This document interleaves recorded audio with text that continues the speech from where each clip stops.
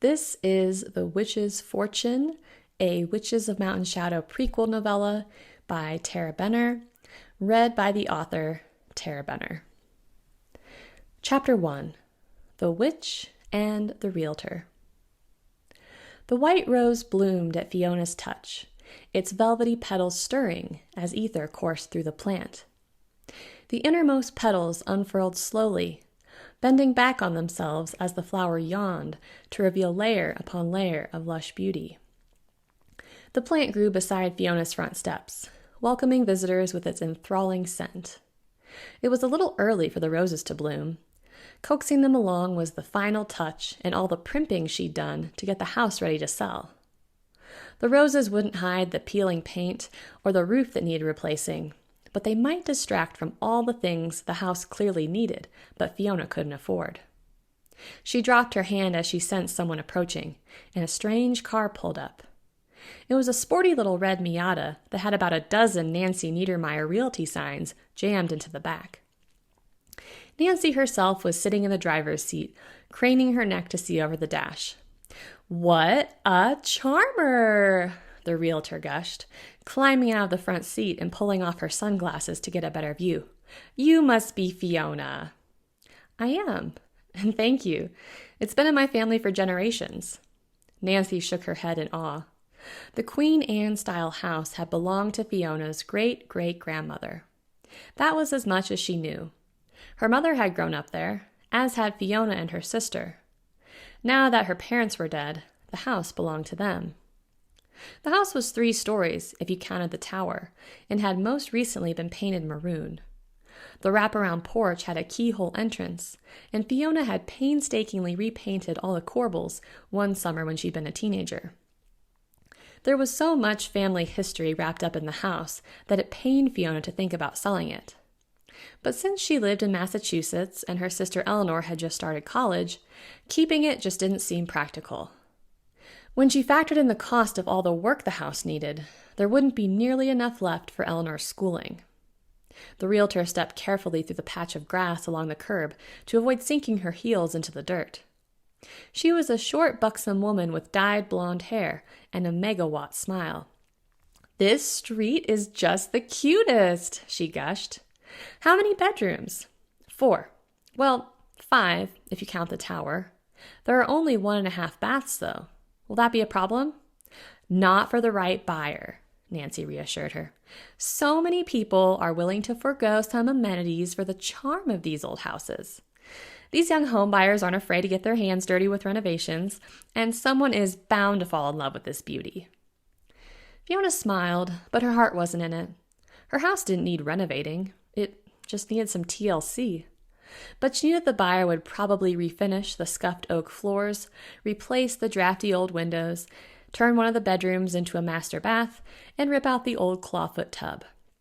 "Let's have a look inside," said Nancy, pushing open the wrought iron gate and clacking up the front walkway. She just reached the porch steps when another car pulled up.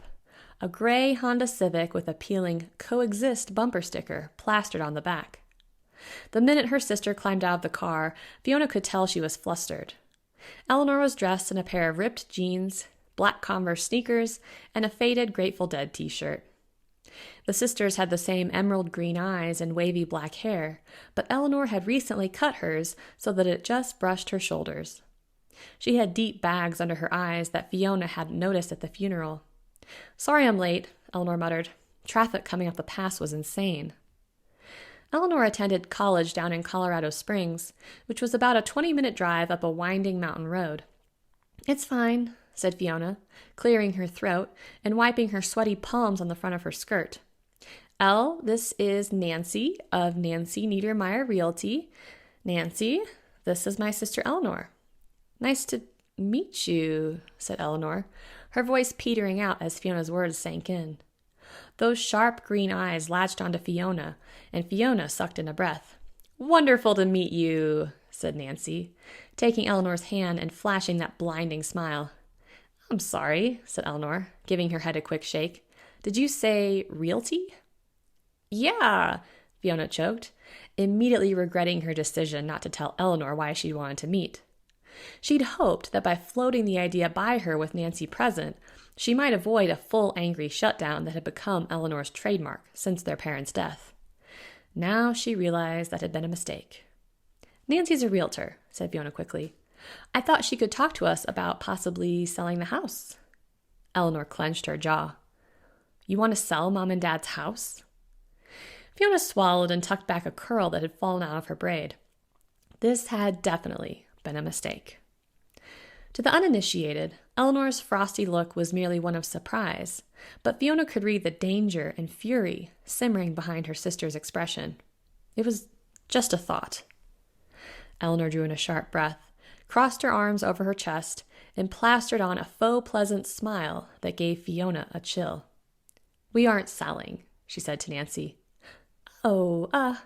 Let's just hear what she has to say," said Fiona, holding up a hand. "Nothing's decided. I just think it would be best to at least know our options." "Know our options?" Eleanor's fake smile fell away, and her eyes looked suddenly misty. "Fee." She grabbed Fiona's arm and turned her 30 degrees to the side to give them the semblance of privacy. Nancy pulled a knowing smile. "How about I just go on in and have a look around myself?" "No," Eleanor began, but Fiona stomped on her foot. "Sounds good." As soon as Nancy was out of earshot, Eleanor dug her nails into Fiona's arm. "How can you even think about selling the house?" she hissed. "What else are we going to do? We can't just leave it sitting here, Elle. It costs hundreds of dollars a month just to heat the place in the winter. It needs a new roof, the siding along the north side is rotting away, the paint is peeling, the pipes need to be snaked out, and with the property taxes, Mom and Dad left us some money." "Not much," said Fiona tersely. "And that money is for your school." "I'll get a job." "It won't be enough. Besides, it's your freshman year. You need to focus on your classes." "I'll figure it out." "Elle." Fiona wriggled out of Eleanor's death grip and reached down to squeeze her hand. "With my job at the library, I'm scraping just to make rent and buy groceries. I can't float this place too. I don't want to eat into Mom and Dad's life insurance money just so this house can sit vacant. So we'll get a renter. We can Airbnb it." "Elle, come on. Rent it until when?" She glanced up and down Windchime Lane. "Do you ever plan on living here?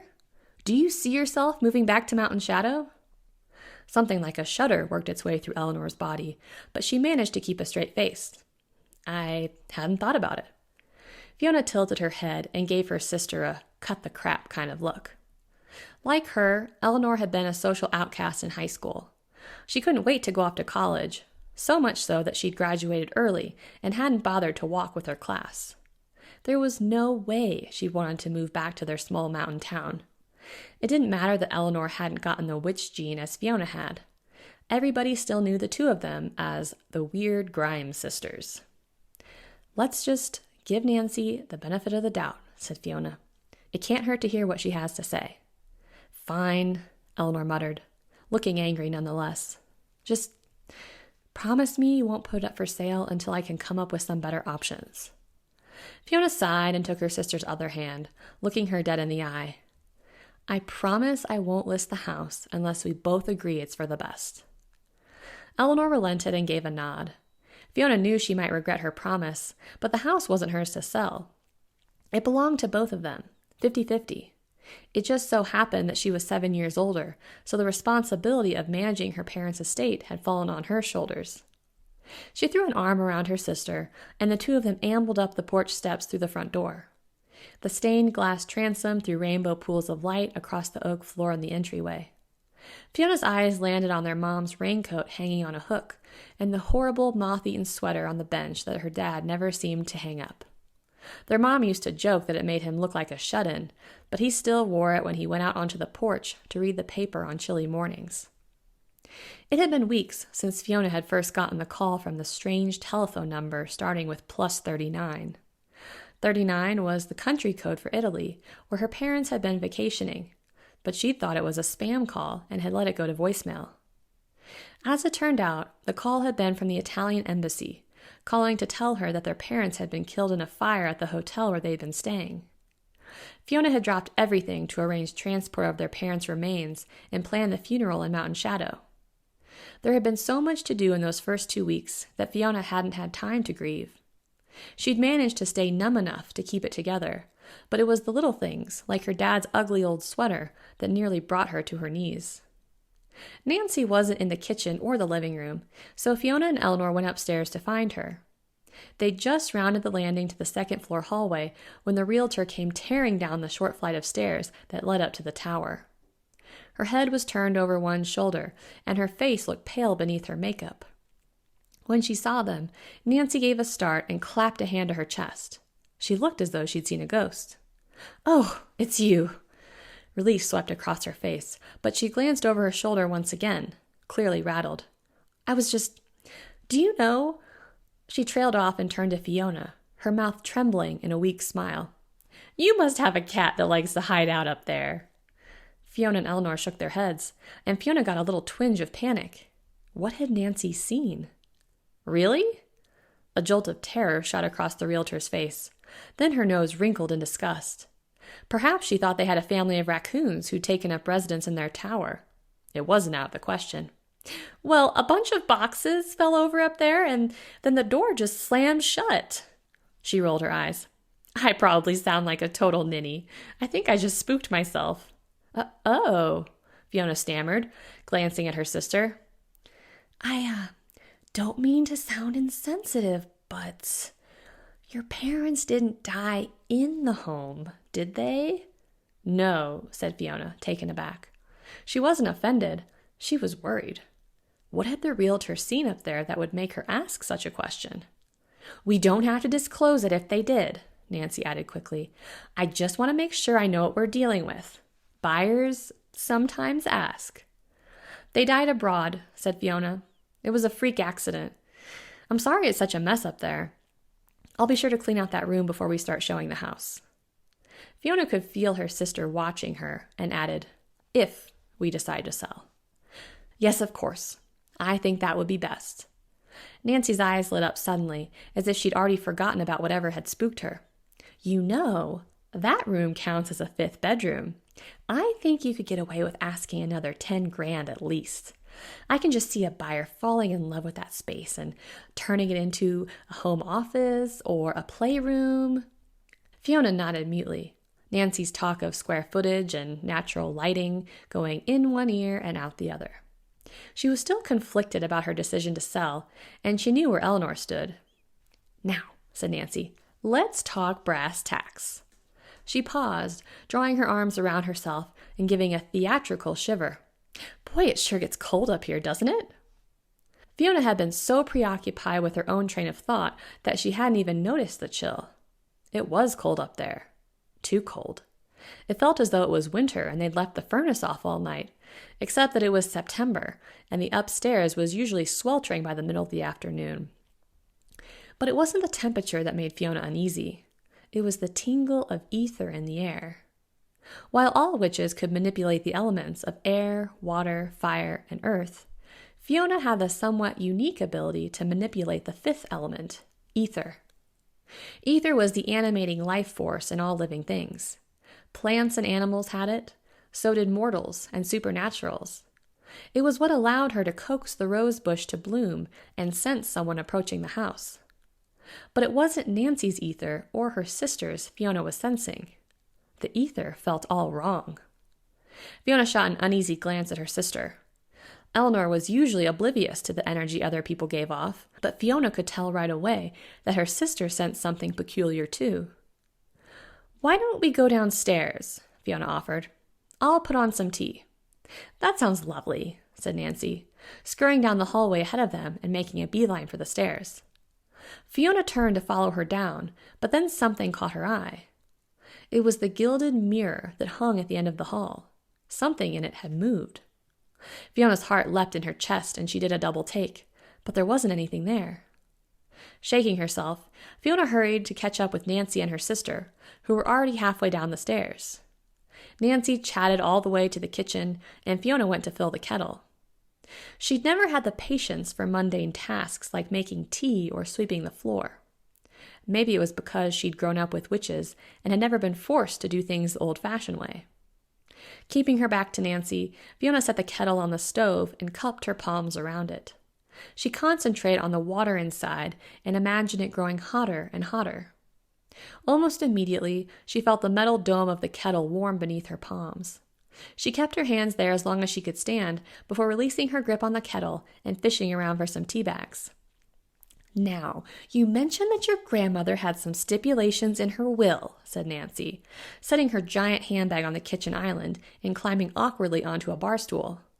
She couldn't have been an inch over 5 feet tall, and her short legs dangled awkwardly. Yeah," said Fiona, trying to sound offhand. She knew Eleanor was listening intently, and she didn't want to give her sister any more reasons why they shouldn't sell the house. "Our estate lawyer said that her will stipulated that the house never be sold." "What?" said Eleanor. Fiona cringed and turned to face them. "But he also said that there is a common law rule against perpetuities. She left the house to Mom, and Graham's will said not to sell the house?" Fiona shot her sister a look that said they would talk about this later. But before Nancy could offer her 2 cents, a door slammed somewhere upstairs. Nancy frowned, staring up at the ceiling. "Is there someone else here?" Fiona and Eleanor exchanged a quick glance. "No," they said in unison. The tea kettle began to whistle, so low that it was almost inaudible. Nancy shook her head, trying to gather her thoughts. "Well, I would defer to your lawyer on this one, but in my experience, a stipulation like that doesn't—" There was a loud thud from upstairs and a noise like a heavy box being dragged across the floor. The whistling of the tea kettle grew louder and louder. Nancy's face went white. Heart-hammering, Fiona spun around to turn off the fire before pivoting back to Nancy. "In your experience?" she prompted, hoping to bring the realtor's attention back to her as she poured boiling water into a mug and offered it to the realtor. Nancy shook her head, looking unnerved. "You know what? I think I had a client in a similar situation a few years back." She got to her feet, stumbling a bit, and stuffed her clipboard into her handbag. "Thank you for the tea, but I think I'll just go back to the office and see if I can find my notes." Nancy started for the door, and another thud echoed from upstairs. All right," Fiona stammered, nervous that they were about to lose their realtor, who also happened to be the only realtor in Mountain Shadow. She tripped into the foyer after Nancy, who moved fast for such a squat woman. There was that creepy noise again, almost as if someone were trying to move a body. "Do you need any photos or anything for the listing?" she asked as Nancy reached the door, hoping her question was loud enough to cover up what had turned into rhythmic scratching. "Oh, no." Nancy pulled an uneasy smile, glancing nervously at the ceiling. "I think I have everything I need." "Okay, well, just call me if you—" But Nancy had already slammed the front door. Fiona let out an exasperated sigh and dragged a hand through the hair that had started to come loose from her braid. Having grown up there, she and Eleanor were used to their house's quirks. Slamming doors, windows that seemed to open of their own accord, and furniture that moved away from the walls was just the start of the weirdness. But this was new. Fiona was just steeling herself to go investigate the noise when Eleanor appeared at the end of the hallway. "What is that?" Fiona hissed. "Are we being hunted?" She broke off at the expression on Eleanor's face. Her sister was staring at her with a look of wounded fury, as though Fiona had committed the ultimate betrayal. "I can't believe you're trying to sell this place when it was Graham's dying wish that it stay in the family." Fiona's heart sank. It wasn't as though she'd been trying to hide it, but she'd purposely not mentioned it to her sister. Eleanor was the baby of the family, overly nostalgic and sentimental. But managing their parents' estate was Fiona's responsibility, at least until Eleanor turned 21. She couldn't let her emotions get in the way of what was best for her sister. They just couldn't afford to keep the house and keep Ella in school, not unless Fiona was prepared to give up her life in Salem and move back to Mountain Shadow. But Eleanor just shook her head. Her anger morphed into disgust as she grabbed her messenger bag off the bench in the foyer and pushed past Fiona. She opened the door but stopped halfway out, turning to look over her shoulder. "I'd say call me when you're ready to talk about our options, but it sounds as though you've already made up your mind." "That's not true," Fiona groaned, too exhausted to argue with her. It was bad enough that they'd lost both their parents. Now she was at odds with the only family she had. "It is true," said Eleanor coldly. "Safe travels. I'm sure you can't wait to get back to Salem." Eleanor slammed the front door shut, and the sentiment behind it made Fiona cringe. She hated fighting with her sister. She knew that if she moved forward with selling the house, Eleanor would never forgive her. But if she let her sister drown in debt just so they could hold on to it, Fiona would never forgive herself. Chapter 2. The Dead End. Fiona spent the next hour and a half tearing the house apart. She searched the upstairs bedrooms, poked her head into every closet and cupboard, crawled between the stacks of boxes in the tower, and even climbed into the cool, dusty attic to identify the source of the noise. Her investigation turned up nothing, apart from some droppings and the mummified carcass of a small brown mouse. They definitely had a pest problem, but Fiona no longer sensed the strange ether she'd felt in the hallway. The mouse infestation added to the list of things that needed to be taken care of, but at least the mice were a problem she could solve. She walked downtown to pick up some mouse traps from the drugstore, but they didn't have any of the humane catch-and-release variety. Fiona couldn't bring herself to use the spring-loaded kind that killed the mice just to remove them from the tower. Certain things came with the territory of being an Aether Witch. Vegetarianism and the humane treatment of interloping mice were two of them. Walking back home empty-handed, a flashing neon sign caught her eye. It spelled out psychic one letter at a time above the gold outline of a hand. The hand had an all-seeing eye in the center of the palm, with little stars surrounding it. "Fortunes told," proclaimed the gold letters fanning across the shop window. Tarot, palm readings, and astrology. Something about the gold hand triggered a memory deep in the recesses of Fiona's mind. Her mother taking her to visit the psychic when she was just a little girl. The salon belonged to her parents' friend and fellow witch, Jinx, and her mother had gone for a reading. Some witches, like Jinx, were born with the sight. It had to do with their sensitivity to ether in the environment, which allowed them to connect with spirits of the dead. Fiona occasionally had premonitions herself, mostly in the form of dreams, but Jinx had developed her sight to the point where she could access knowledge of the future at will. Moved by a sudden flash of memory, Fiona turned down the alleyway and pushed the door open. The bell over the door clanged musically, and the scent of candles and incense hit her full force. Immediately, Fiona felt the tingle of ether that meant spirits were present. Jinx was seated at a round table in an elegant wingback chair. Across from her was a gray-haired woman who was having her palm read. A cluster of white pillar candles sat between them, making their faces glow. Jinx was a trans witch who identified as a woman. She was tall and stately with light brown skin and eyes the color of milk chocolate. That day she was dressed in a long black and gold kimono that matched her gold eyeshadow, which glittered in the candlelight. A white silk turban with a faceted green stone completed the fortune-teller look. "I'll be right with you," Jinx told Fiona, still holding her client's hand. Fiona nodded and slinked down into a red velvet armchair. Jinx's eyes never left the old woman. Her salon was housed in an ordinary retail space, the kind with a drop ceiling and bland white walls. Jinx had jazzed the place up with embroidered tapestries of the moon phases, goddesses from every tradition imaginable, and renderings of the cosmos. These, combined with the candles, the crystals, and the beaded curtain that separated the front from the back, lent some old-world mystery to the drab interior. "You just wait," Jinx told her client in a soft, hypnotic voice. "Something better is on its way to you. You just need to give it time." "How much time?" asked the woman, cracking an exasperated half-smile. "I'm not getting any younger." Jinx arched one perfectly manicured eyebrow. "Honey, when you're waiting for that special someone, a minute feels like an hour in line at the DMV. But if you stay present and aware, this man will make himself known to you." "Thank you," said the woman, her eyes sparkling with hope. She reached into the purse on her lap and pulled out a checkbook, but Jinx stopped her with a small shake of her head. Honey, this one's on the house. I am just as anxious to see Mr. Wright make his appearance. The woman's face split into a huge smile, and she gathered up her things to leave. Fiona stood as the woman passed her, and then she nervously approached the table. Hi, she said, feeling suddenly awkward. Why had she gone there in the first place? I'm not sure if you remember me.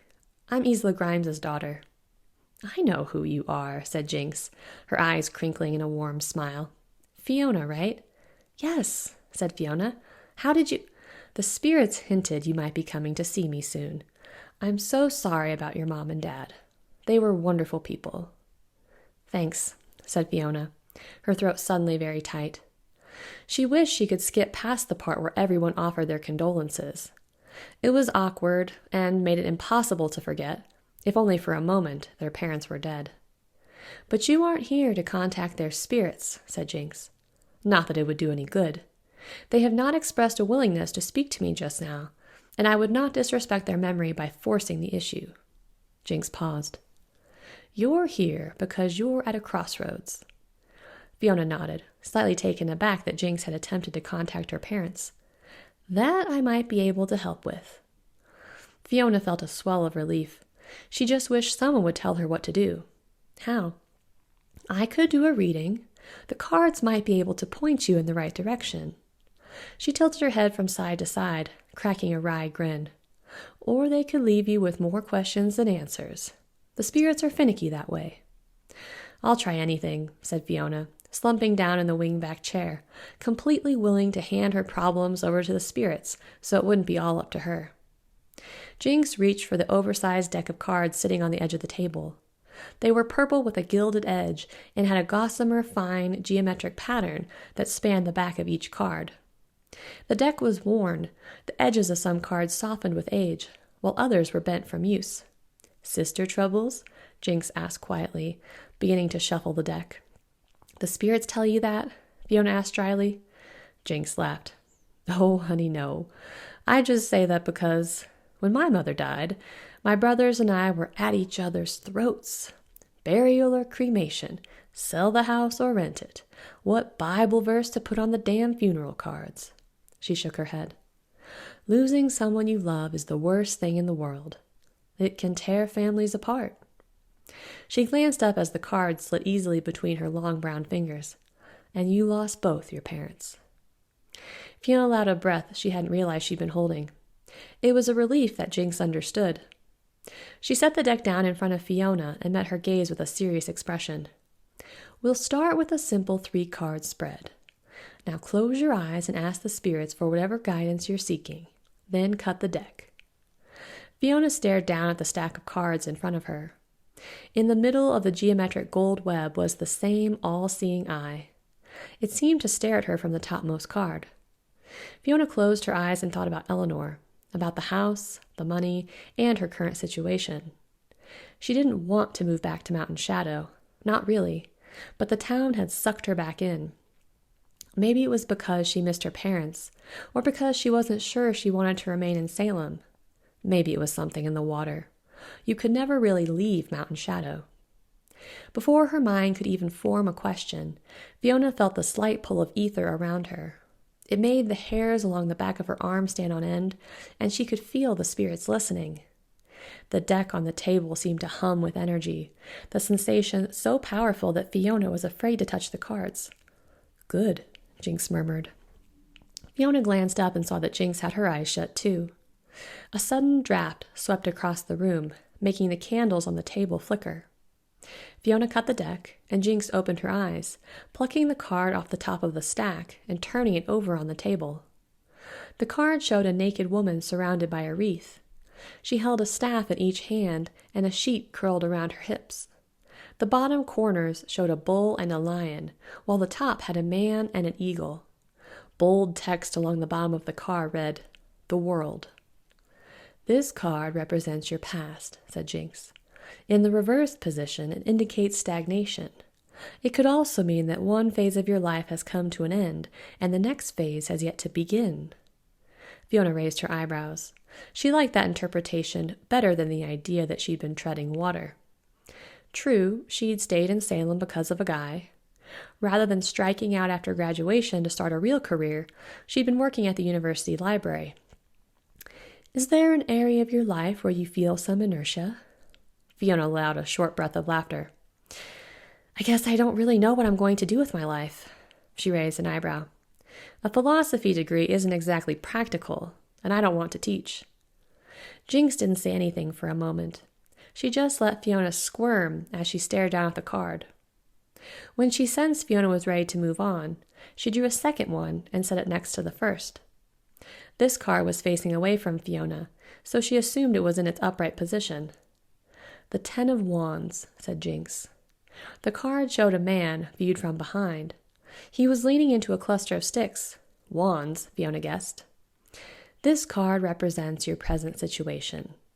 It tells me that you feel overburdened with responsibilities. Fiona snorted. That was an understatement. She felt a responsibility to her sister, to her parents, and even though anyone could have done her job at the library, she knew she was lucky to have it. It could also mean that you are putting in all the effort to keep a relationship going. Fiona looked up. That struck a nerve. Jinx wasn't talking about her relationship with Eleanor. Fiona immediately thought of Greg. For 4 years, she'd been dating a PhD candidate who was 5 years her senior. Greg was smart, funny, and sophisticated. At least, that was how he'd seemed to Fiona. She'd only been 21 when they'd first met. Greg had been romantic and spontaneous, but for the past several months, she'd felt alone in their relationship. Greg had been granted a research fellowship in Scotland, and Fiona had been happy for him. She'd even entertained the idea of following him to Scotland, but when she'd suggested this to Greg, he'd skirted around the subject. She was scheduled to visit him over fall break, but they were supposed to be keeping it casual, to see where the future took them. Fiona was pretty sure that was code for, I'm sleeping with other people, but she hadn't had the nerve to ask, or to break things off completely. Continuing to date long distance had seemed like a good idea at the time, but their phone dates had felt increasingly forced, and she couldn't ignore the niggling sense that she needed to end things cleanly. So far, the spirits aren't making me feel great about my life, Fiona mumbled. Jinx chuckled, a warm sound that filled the salon and made Fiona's chest feel lighter. That's all right. The past is in the past. It cannot be changed. The present is just this moment in time. What you do from one moment to the next has the power to change the future. She pulled Fiona's third card. It showed 2 dogs, or maybe wolves, howling at the moon, which was scowling down at them from the sky. At the bottom of the card was a body of water with a crayfish floating near the surface. The moon tells us that you are about to experience some very difficult emotions. On this card, we see 2 extremes. The tower represents hardship and comfort. The wolf symbolizes the wild danger of the mind, in other words, madness, while the dog represents safety and sanity. The moon herself symbolizes your fear. Oh, great. So her future held hardship, fear, and madness. Or not. Jinx pointed to the bottom. The water represents your emotions, while the crayfish shows what is arising from the depths of your subconscious mind.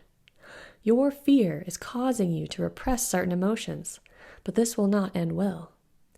Cue the insanity, Fiona thought to herself. Jinx pursed her lip. What? Jinx hesitated. The moon can also be a warning of calamity and darkness ahead. Fiona sat back in her chair.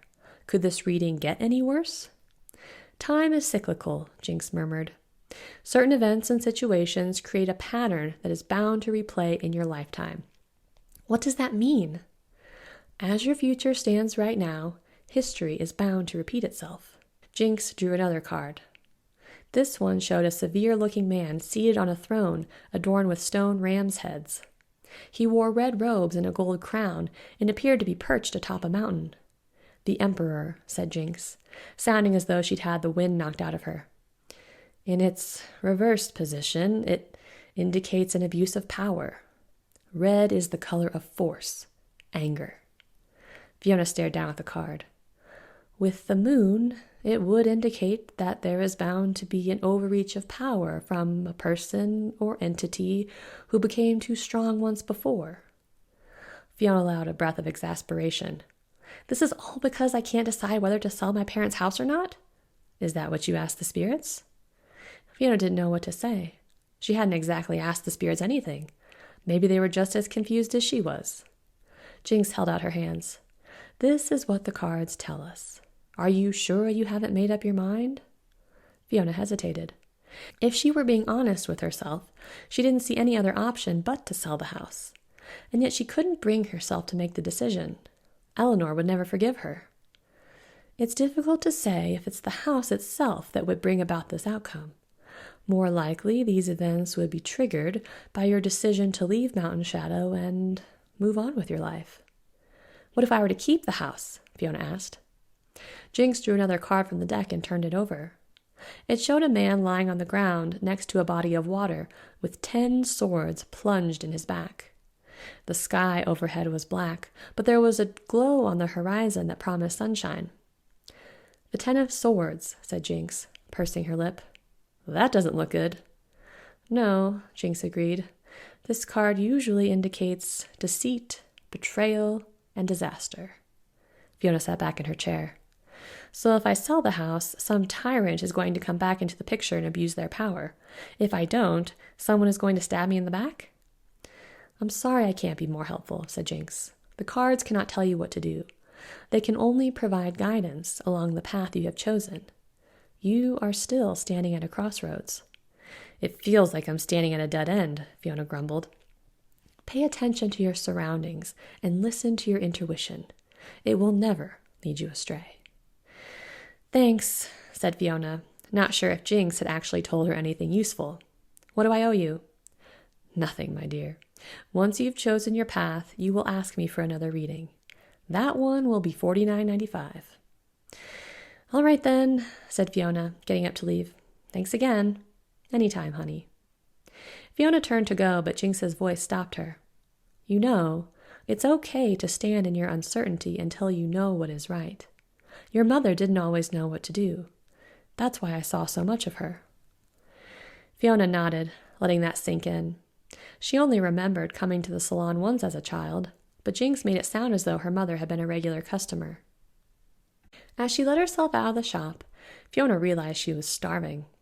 She'd been running around since early that morning, and all she'd had to eat was a packet of oatmeal she'd found in the back of the pantry.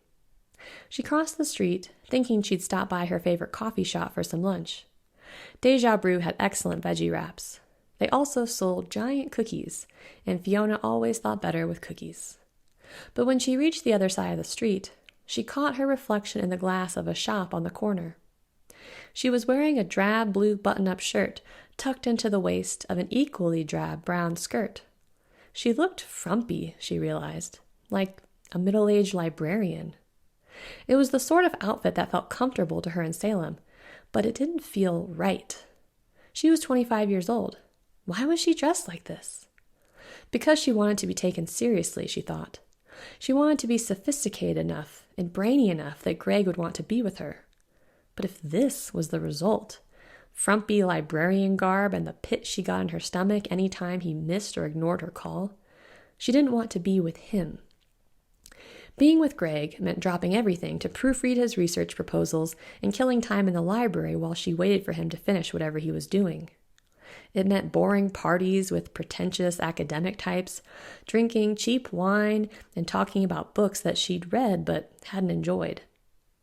Tugging her hair out of its loose braid, Fiona finger-combed her curls and tried to shake off the sudden hangover of regret. She wasn't stagnant.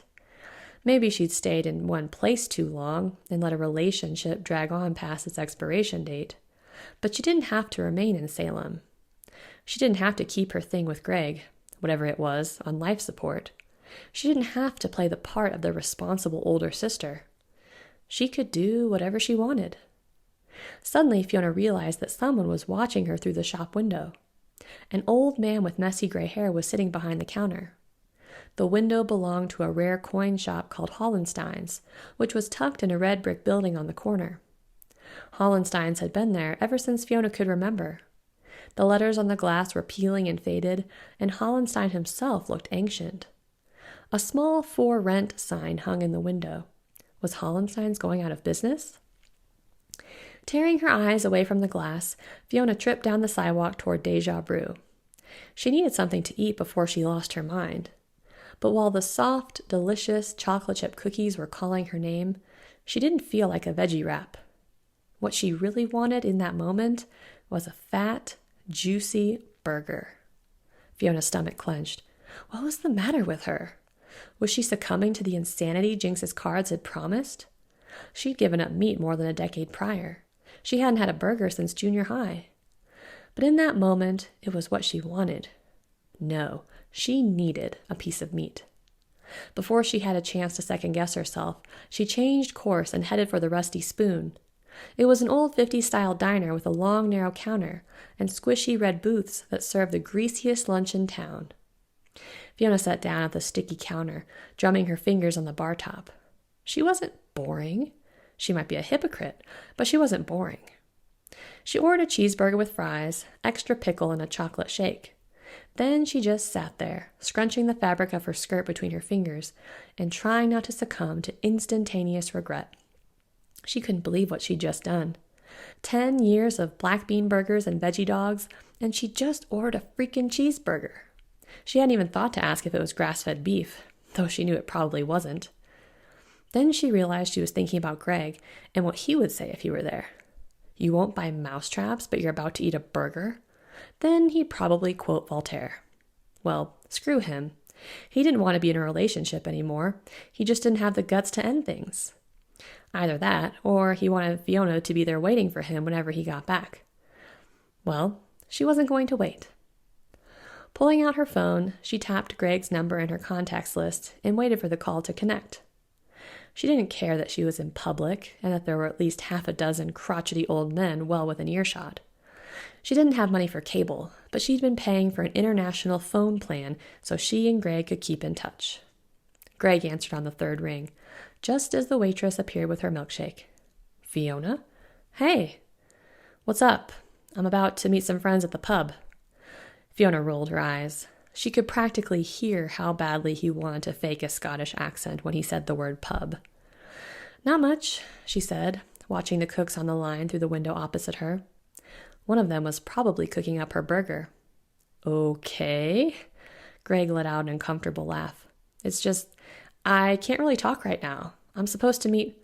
This won't take long, said Fiona cheerfully, as her cheeseburger appeared under the warmer. Her mouth watered, and she took a sip of her milkshake. It was super chocolatey, just the way she liked it. So, I think we should break up. What? Yeah, said Fiona, watching the waitress swipe the plate off the line and set it down in front of her. Cheese oozed over the sides of a thick beef patty resting on a bed of green lettuce. The meat glistened with droplets of grease. There were pickle chips under the bun and a pickle spear on her plate. It was the perfect burger. I just feel like we're done. Silence stretched on the other end of the line. Fiona wondered frantically if she dropped the call, but then she heard Greg's sharp intake of breath. Is this because I missed our phone date last weekend? I told you I was trying to get my final proposal into my advisor. It's not that, Fiona reassured him, wishing she could end this conversation and dig into her cheeseburger. It smelled amazing. I just think you're kind of over it. I'm kind of over it too. There was another long pause. It's probably for the best, said Greg finally, so calm that Fiona almost fell off her bar stool. I told you about that project I'm working on, the one with Natalie, the other PhD candidate. Fiona's eyes narrowed into slits. Why was he bringing this up? Yeah? Well, she and I just really hit it off. She's funny. Hilarious, actually. I felt guilty about liking her since I wasn't really sure where we stood, but now I think I'll ask her out. Great, said Fiona, her voice rising half an octave as she gritted her teeth.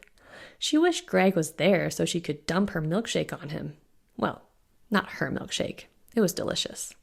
But he definitely deserved to have someone's freezing cold dessert thrown into his lap. Well, have a nice life. I hope your new facial hair works for Natalie, because it didn't really work for me. Fiona punched her phone to end the call, fuming but also strangely energized.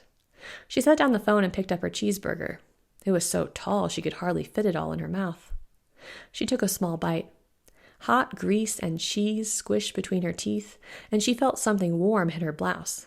She looked down. A giant droplet of grease had squeezed out of the burger and stained the front of her shirt. Half-heartedly dabbing at it with her napkin, she set her burger on the plate and snagged a handful of French fries. She found she didn't care about the shirt, or hilarious Natalie. All that mattered was that she was no longer standing at a dead end. She had chosen a path. Chapter 3. The Tower. In the time it took Fiona to polish off her milkshake, pay for the meal, and walk 9 blocks back to her house, she began to feel slightly frantic. She didn't regret dumping Greg. She regretted the cheeseburger a whole lot more. But she did have the slightly shaky feeling that she was floating out in space without anyone or anything to keep her tethered. That was probably the sugar, Fiona reasoned. She didn't need Greg. He wasn't even living in Salem, and yet he'd been a big part of what was holding her there. She and Greg didn't work if she uprooted her life. She and Greg didn't work, period. To take her mind off things, Fiona rounded up some cleaning supplies and went upstairs to the mouse-infested tower. Once she'd swept up all the droppings and thrown out the remnants of the rodent's nest, she decided to tackle the stacks of boxes and random junk that were cluttering up the space. She told herself that cleaning out the tower didn't mean she decided to sell. Even if she and Elle decided to keep the house, there was no reason to hang on to Graham's entire collection of ceramic cat figurines or 11 years of her father's research. He'd been an academic like Greg, so there was a lot, mostly related to the Druids. It consisted of Xeroxed copies of old library texts, academic papers with copious amounts of highlighting, and his own handwritten notes. The sight of her father's untidy scrawl made Fiona's chest ache, so she separated his personal notes from the other research and put them in their own box. Underneath the 8 box of notes, she found some old videotapes and a truly hideous prom dress. By the time the sun had set, Fiona was really hitting her stride. She brewed a pot of strong coffee, popped some popcorn, and went back upstairs to tackle the rest. Moving a dusty Christmas wreath out of the way, she opened up a box that, according to the picture, should have contained an entire family of light-up reindeer decorations. "More cats," she muttered, shoving the box of ceramics and knickknacks into the pile for Elle to look over. If her sister didn't want a wall hanging that proclaimed, "Well-behaved kitties rarely make history," then it was going to Goodwill. She moved on to an old steamer trunk, expecting to find the missing members of Graham's paw enforcement cop kitty trio. Instead, she found the trunk full of clothes that smelled ancient. Intrigued, Fiona pulled the first garment off the stack. It was a black dress with a teeny-tiny waist and an intricate hand-sewn yoke. As the dress billowed out, something hit the floor with a metallic ding and rolled into a nest of dust bunnies. A ring had fallen out of the dress and was resting on the hardwood floor.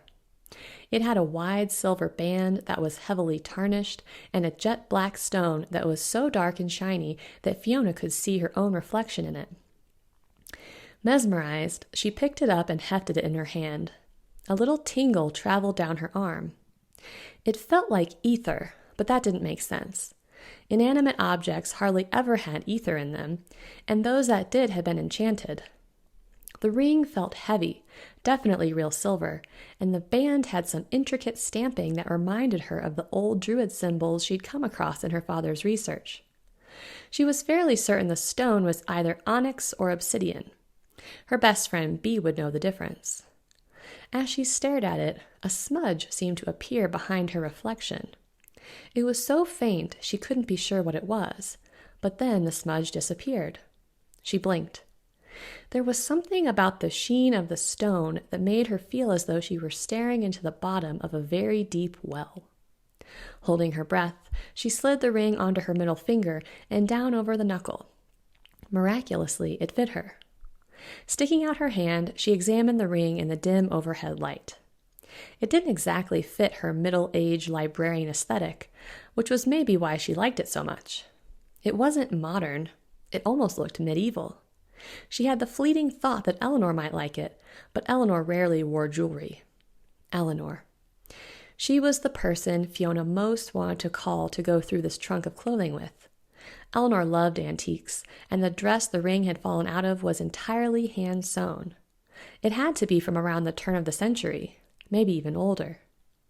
Examining the steamer trunk more closely, Fiona saw the initials LKM embossed on the lid in gold letters. Her heart skipped a beat. These clothes must have belonged to her great-grandmother, or maybe even her great-great-grandmother. Witches lived much longer than mortals, so it was difficult to know for sure. She had to call her sister. Folding the dress carefully back into the trunk, she went downstairs to look for her phone. But as soon as she dug it out of her purse, Fiona started to second-guess herself. Eleanor was already hurt and angry. If Fiona told her that she was cleaning out the tower, Elle would think she'd made up her mind to sell the house without her. She needed to let Eleanor cool off, and she needed time to think. As she fiddled with the phone, the screen lit up to show her missed messages. She had 2 missed calls and a voicemail from Greg. Fiona groaned. What had she been thinking? Had she experienced a moment of clarity or an episode of temporary insanity? It was difficult to say for sure after Jinx's reading. Abandoning her plan to call her sister, she went to the pantry and pulled out the sugar, flour, and cocoa powder. This kind of big life decision certainly called for brownies. Yes, brownies would help her think. Arms loaded with ingredients, Fiona wedged open the fridge and grabbed the carton of eggs.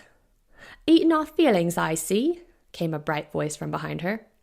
Fiona yelped and dropped the carton, wheeling around to face the intruder as eggs smashed all over the floor. A man was standing in her kitchen, a man she'd never seen in her life. He was just a few inches taller than she was, wiry, well-muscled, and tan in the way that redheads were. His skin was covered in so many freckles that she couldn't tell where one ended and another began. A roguish smile met a pair of pale blue eyes that would have been attractive had the man not been standing in her kitchen. "What are you doing in my house?" Fiona croaked, her whole body frozen in fear. Had she remembered to lock the front door? Was he there to rob or murder her, or was he simply insane? The stranger cocked one reddish eyebrow. "What are you doing in my house?" He had a rough, British-sounding accent, but it was the man's clothes that gave her pause. He was wearing a long-sleeved shirt made of rough, dirty linen, and his trousers were held up by a pair of suspenders. Either he was a hipster mixologist, part of a barbershop quartet, or some creepy historical reenactor who liked to break into people's homes. "This isn't your house," Fiona gasped. What was he supposed to be anyway? Was the local thespian society doing Fiddler on the Roof or something? The mixologist/thespian lifted both eyebrows, still with that infuriating smirk. "Well, I live here." "No, you don't." Why was she arguing with this man? His accent was charming, yes, but it didn't make him any less of a threat. She should have been calling the cops. Fiona glanced at her phone lying on the counter. It was almost within her reach. "I'm one of Loretta's boarders," he said. "Does she know you're here?" Loretta. The wind chime inn bed and breakfast was just down the street, but it was owned by a name... Loretta. The wind chime inn bed and breakfast was just down the street, but it was owned by a woman named Winona. He couldn't have wandered into her house by mistake, could he? "Loretta Marsh. She shoots trespassers, you know. And with you being such a beaut, I'd hate to see you dead." Fiona stared at him for a moment and then shook her head. The mixologist/thespian didn't have a weapon, at least not one that she could see. Lunging across the counter, she snapped up her phone and scurried around the island. "I'm calling the police." "Go ahead and call the coppers. Tell 'em a gorgeous lass has broken into me house and hasn't even offered to make me some scran." Scran? Fiona stared incredulously at the man and then glanced down at her phone. She dialed 911, but then stopped before hitting call. Her eyes rested on the onyx ring that had fallen out of the trunk. Something he'd said rang a bell, though it didn't make any sense. Her great-great-grandmother's name was Loretta, and her maiden name was Marsh. The steamer trunk must have belonged to her. The initials were LKM. "Loretta said you could be here?" Fiona asked. The strange man bugged out his eyes. "That's what I've been trying to tell ya." He narrowed his eyes at Fiona. "Say, You're the spitting image of her. You two related?" Fiona swallowed and nodded. What was she thinking? This community theater wannabe didn't know her great-great-grandmother. Loretta Marsh was dead. And yet Fiona found herself entertaining the possibility that he really had known her ancestor. It was a full moon, a time when it was relatively easy for spirits to pass through the veil to the earthen realm. Maybe it was because she'd just unearthed Loretta's things, or maybe Jinx's insinuation that she'd been stagnant made her more willing to throw caution to the wind. In any case, she wanted to see where the stranger was going with this.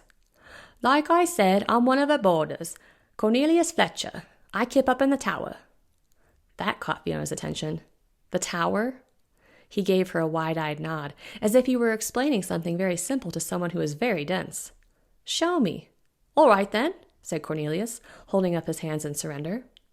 He walked around the island and out of the kitchen, and Fiona watched him amble down the hallway. Thinking fast, she opened the drawer nearest her and pulled out a long carving knife. She still didn't know if this guy was just really into local history or a total psycho, but she wanted to be prepared. Fiona followed Cornelius up 2 flights of stairs, keeping a safe distance behind him. If he was putting on a play or doing some weird historical reenactment, his costume was utterly fantastic. His shirt was a rough weave that resembled homespun, and his trousers looked equally authentic. They weren't new the way one would expect a costume to look.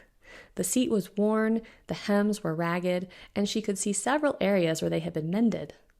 His boots were even real leather, dirty and wrinkled from wear. She watched as he turned toward the stairs leading to the tower, as though he knew where he was going. "You coming or what?" Fiona swallowed. Following an intruder into a dark room instead of calling the police had to top the list of stupid things she'd done in the past 24 hours, but she just couldn't seem to stop herself. She followed Cornelius up the stairs, and he paused when he reached the landing. "I'll admit it's a bit messier than how I left it, but if it's me rent you're after, I got the money." Fiona didn't say anything, but he seemed to take her silence for an answer. He bent down just inside the door. She couldn't see what he was doing. "Bugger." He twisted his body around to face Fiona. "It's just in there if you want to get it." Fiona narrowed her eyes. This felt like a trick. "Wait over there," she said, pointing to the far window. If she turned her body parallel to the wall, she could keep him in her line of sight. Cornelius held up his hands in mock surrender and went to stand on the other side of the pile of boxes containing her father's research. "It's just under that plinth block at the base of the door," he said. "That's where I store all me valuables. It's that wooden bit. Just there." Fiona raised an eyebrow. This was getting weirder and weirder. She'd lived in this house her entire life and was fairly certain there were no hidey holes that she didn't already know about. She was about to chalk the whole thing up to an elaborate prank, but her curiosity got the better of her. Bending down on one knee, she gripped the ornamental block at the base of the trim. All the woodwork was original to the house, and this piece had concentric circles carved into the middle. It had been repainted at least 6 times, forming a seal between the plinth block and the rest of the trim.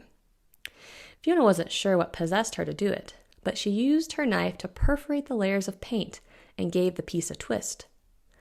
To her amazement, the block wiggled a bit, as if it weren't attached to the wall. Frowning, she twisted until she heard the crunch of paint chipping, and the piece of wood lifted free. In that moment, she didn't care that she'd have to touch up the trim.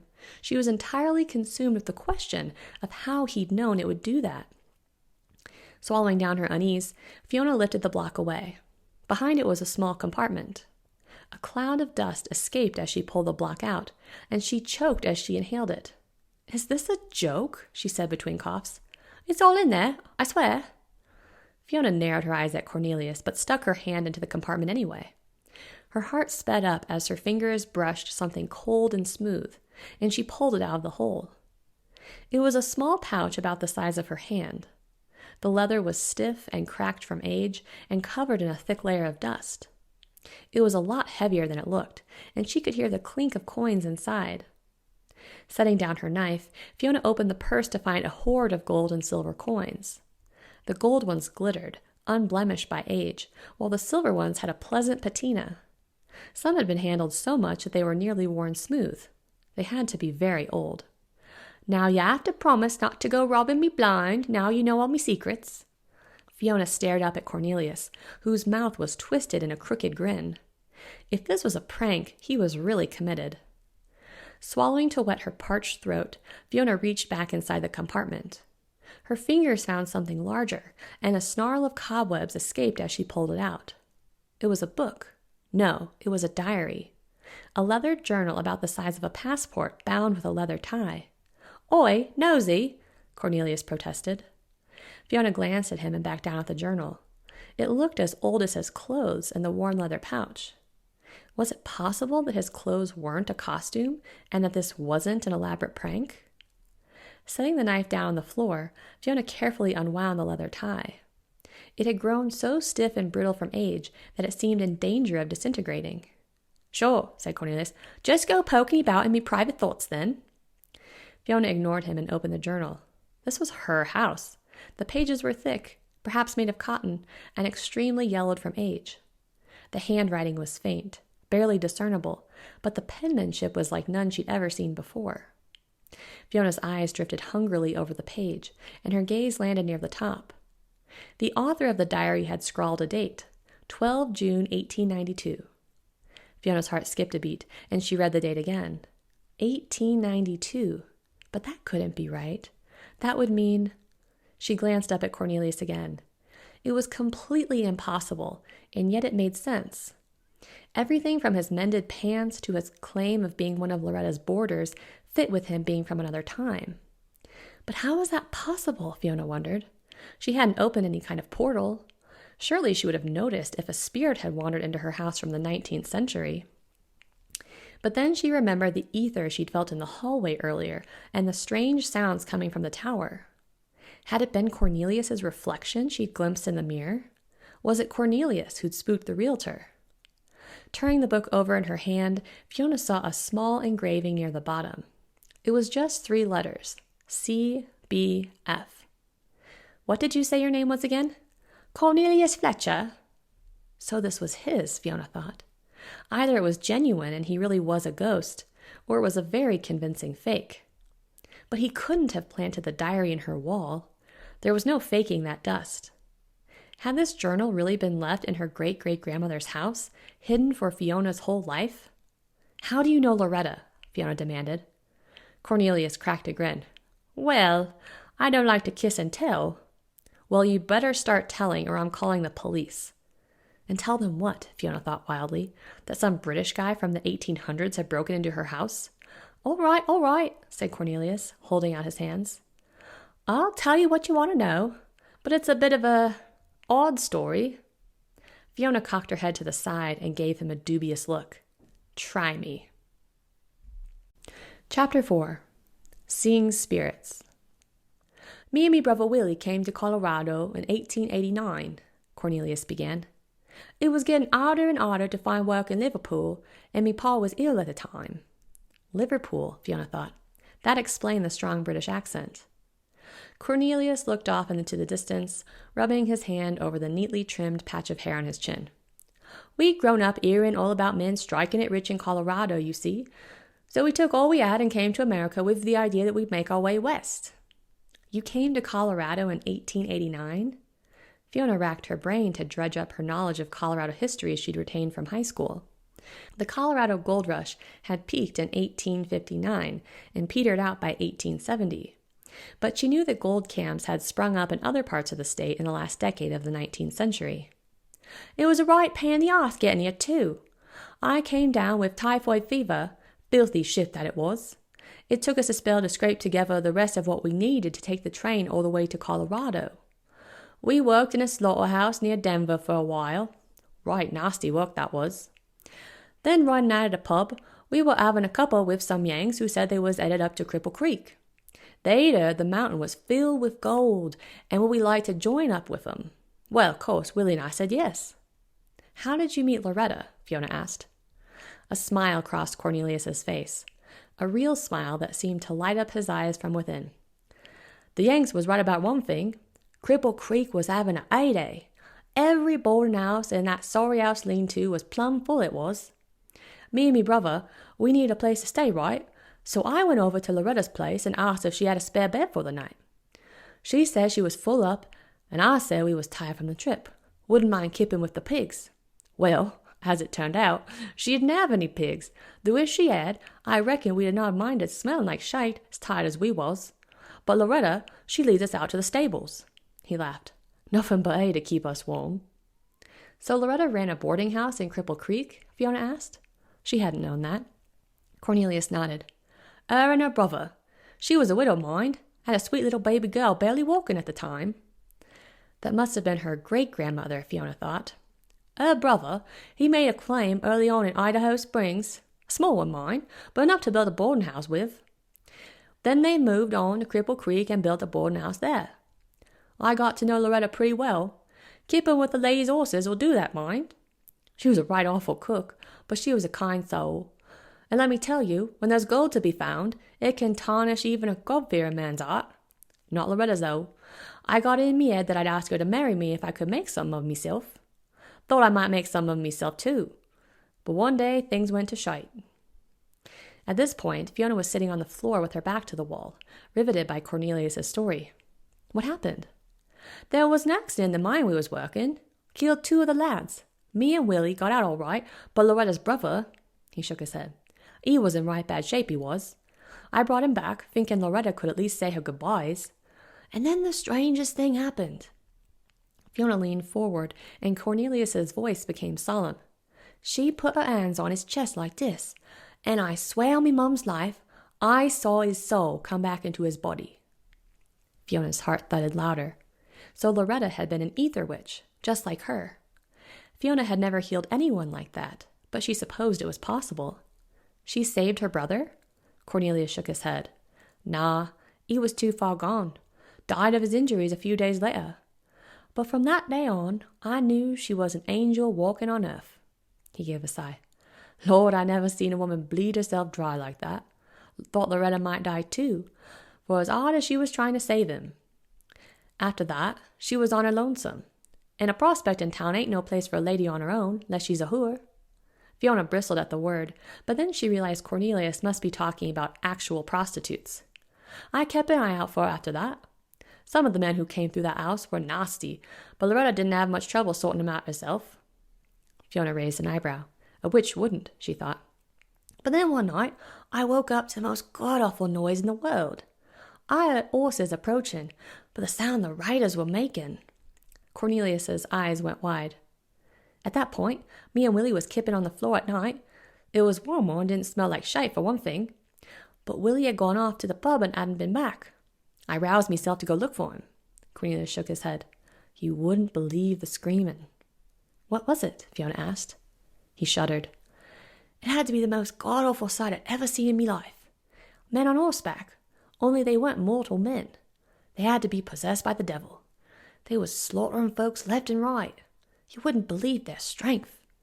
But it wasn't the weirdest bit. Fiona leaned forward. You won't believe this, but they was drinking their blood. They were vampires? Cornelius nodded. Loretta told me later what they were, but that night I thought they must have been Lucifer's army itself. I started running to get Willie, but it was already too late. Cornelius's voice became husky, and Fiona was startled to see he had tears in his eyes. They'd hit the pub first. Didn't leave a soul. Cornelius sniffed and wiped his nose with the back of his hand. Somehow I got Willie out of there.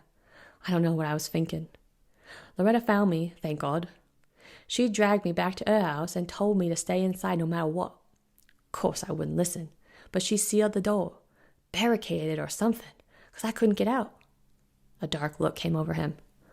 I heard her talking to him outside. The vampires, I mean. She told them to take her and leave me, that she'd come quietly. Of course I knew she was protecting her little girl as well as me, but I'll never forget it. A haunted look passed over his face. I heard him drag her away. She knew they would want her more than you, said Fiona. Witch's blood is more potent than a mortal's. Cornelius nodded. He looked shaken, as though he'd watched the vampires drag Loretta away the day before, not more than a century prior. I never thought I'd see her again. Didn't for a couple of years. I thought she was dead. Her little girl went off to live with family. I would have taken care of her myself, but they came and took her. He sniffed. Then came the mine strike, so I decided to leave. I made a bit of money, but not a fortune. Then I got word that my pa had passed and me mum a few months after that. I couldn't go back, not without Willie. There was nothing left for me there. So I moved on, bounced around for a while before I came across Mountain Shadow. They'd opened a sanatorium here and needed workers. I first came to the boarding house I could find. I came to the first boarding house I could find, and who do you think was working there? Loretta? He nodded, a broad smile spreading across his face. I thought I must have been seeing things, or else I'd died and gone to heaven. But there she was, pretty as ever, but different, I could tell. She never did talk about what happened that night, except that those vampires were pure evil, and that they'd be back for her some day. He smiled, faltered. I could never repay her for what she did. She was still paying the price up till the day she died. Then one day, she comes to me and she says, Are you ever going to ask me to marry you?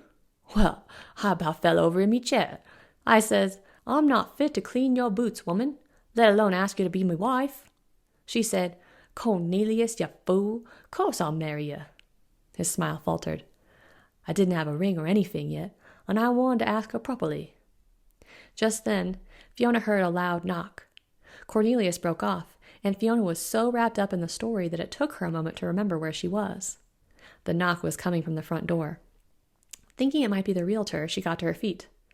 Let me just see who that is, she said, stepping down onto the stairs. Part of her feared that Cornelius would disappear if she turned her back, but she scurried down to the foyer to see who was at the door. To her surprise, Cornelius followed, lingering at the end of the hallway. She turned to look over her shoulder, concerned what the realtor would say if she saw a gold prospector from the 1800s standing there. But after the strange noises upstairs earlier, Fiona was fairly certain that there was nothing more she could do to spook the woman. It wasn't the realtor anyway. It was her old friend from high school, Bellamy Broussard. Well, maybe friend wasn't the right word. Bellamy was a witch, and the two of them had run in the same circle. Bellamy was tall and extremely good-looking, and had a flair for the dramatic. He wore his jet-black hair artfully styled to look as though he'd been caught in a windstorm. He was dressed in a pair of navy slacks and a loud paisley button-down shirt. Fiona remembered that he'd been the assistant innkeeper at the Wind Chime Inn down the street, and she wondered if he still worked there. Betch? Bellamy exclaimed, pushing past Fiona and striding into the foyer without waiting for an invitation. Why didn't you tell me you were back? Oh, Fiona struggled to find an excuse. It hadn't even occurred to her to contact Bellamy. The two of them had been friendly, if not actual friends, but they'd hardly spoken since high school. Besides that, Bellamy had always been the prickly sort. She never really knew if she enjoyed spending time with him or not. You're embarrassed? Bellamy wrinkled his nose. Don't be. People will understand why you had to move back with your parents dying and all. Fiona didn't know why, but she found Bellamy's bluntness oddly refreshing. At least she didn't have to squirm under the sympathetic gaze of someone who felt sorry for her. Bellamy never felt sorry for anyone. I'm not back, Fiona clarified. I just came back to deal with the house and all my parents' stuff. Bellamy frowned. That's not what I heard. What did you hear? Margie told Bea she saw you at the diner, said you broke up with your boyfriend. Fiona sighed. Beatrix was working toward her master's degree, and she picked up shifts at the Rusty Spoon to support herself and her grandmother. Margie was the server who'd waited on Fiona at lunch, and she probably remembered seeing Bea and Fiona together from their high school days. This was why she had no desire to move back to Mountain Shadow. Word traveled fast. Oh, well, that was unrelated. Fiona shifted from one foot to the other, very aware of Cornelius standing at the other end of the hallway, listening to their conversation. So you aren't moving back? No, said Fiona. But you're selling the house. No, she isn't, Cornelius broke in, just as Fiona said yes. She glanced at Cornelius, but Bellamy ignored him. She felt a stab of guilt. Well, probably. I don't know yet. Bellamy narrowed his eyes at her. Eleanor doesn't want to sell, Fiona explained. I don't really want to either, but I can't see keeping this place. So you don't know if you're back? I'm not back, Fiona groaned. Well, you can't sell this house, said Cornelius. It's not up to you, Fiona snapped in exasperation, not turning to look at him. I'm not trying to pressure you, Bellamy exclaimed, throwing up his hands. I just heard you were back. Fiona cocked her head to the side and frowned. Bellamy hadn't said a word about Cornelius. He hadn't so much as glanced in his direction since he'd stormed into her house. That wasn't like Bellamy. Bellamy was Mountain Shadow's biggest busybody. He had to know who everyone was. Fiona turned to Cornelius. Why can't I sell the house? I didn't say you couldn't sell, Bellamy mumbled.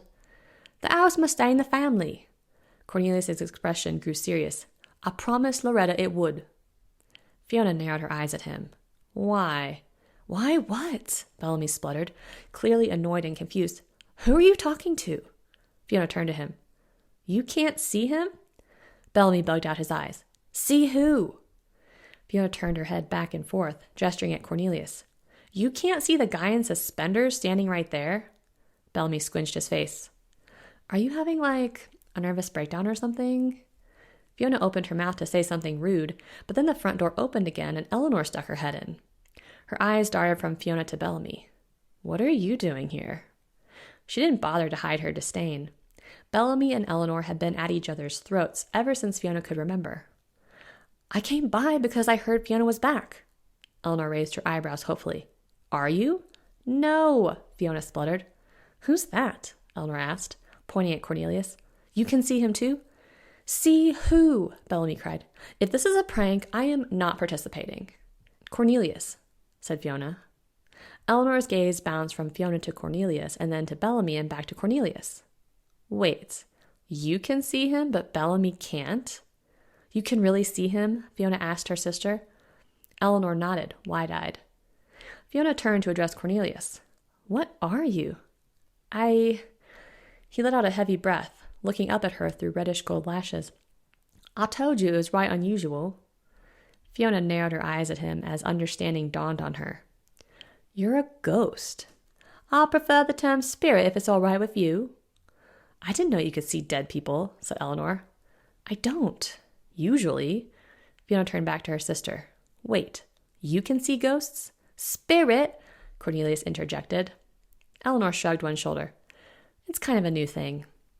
Fiona shook her head, simultaneously confused and a little hurt. Growing up, her sister had never shown even the faintest trace of supernatural powers. She'd certainly never indicated that she could see ghosts. Have you... Fiona lowered her voice, wishing they could have this conversation in private. Have you noticed any other new... developments? Eleanor shrugged. I think I managed to cool down my dorm by a couple of degrees, and I might have started a small fire at a house party last weekend.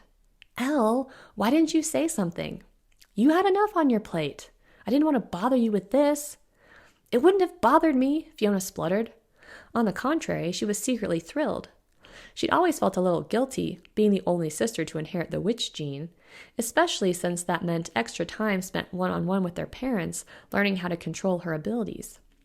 She'd always tried to downplay her powers to Eleanor, so Eleanor wouldn't feel left out. Apparently, her supernatural abilities had just been lying dormant.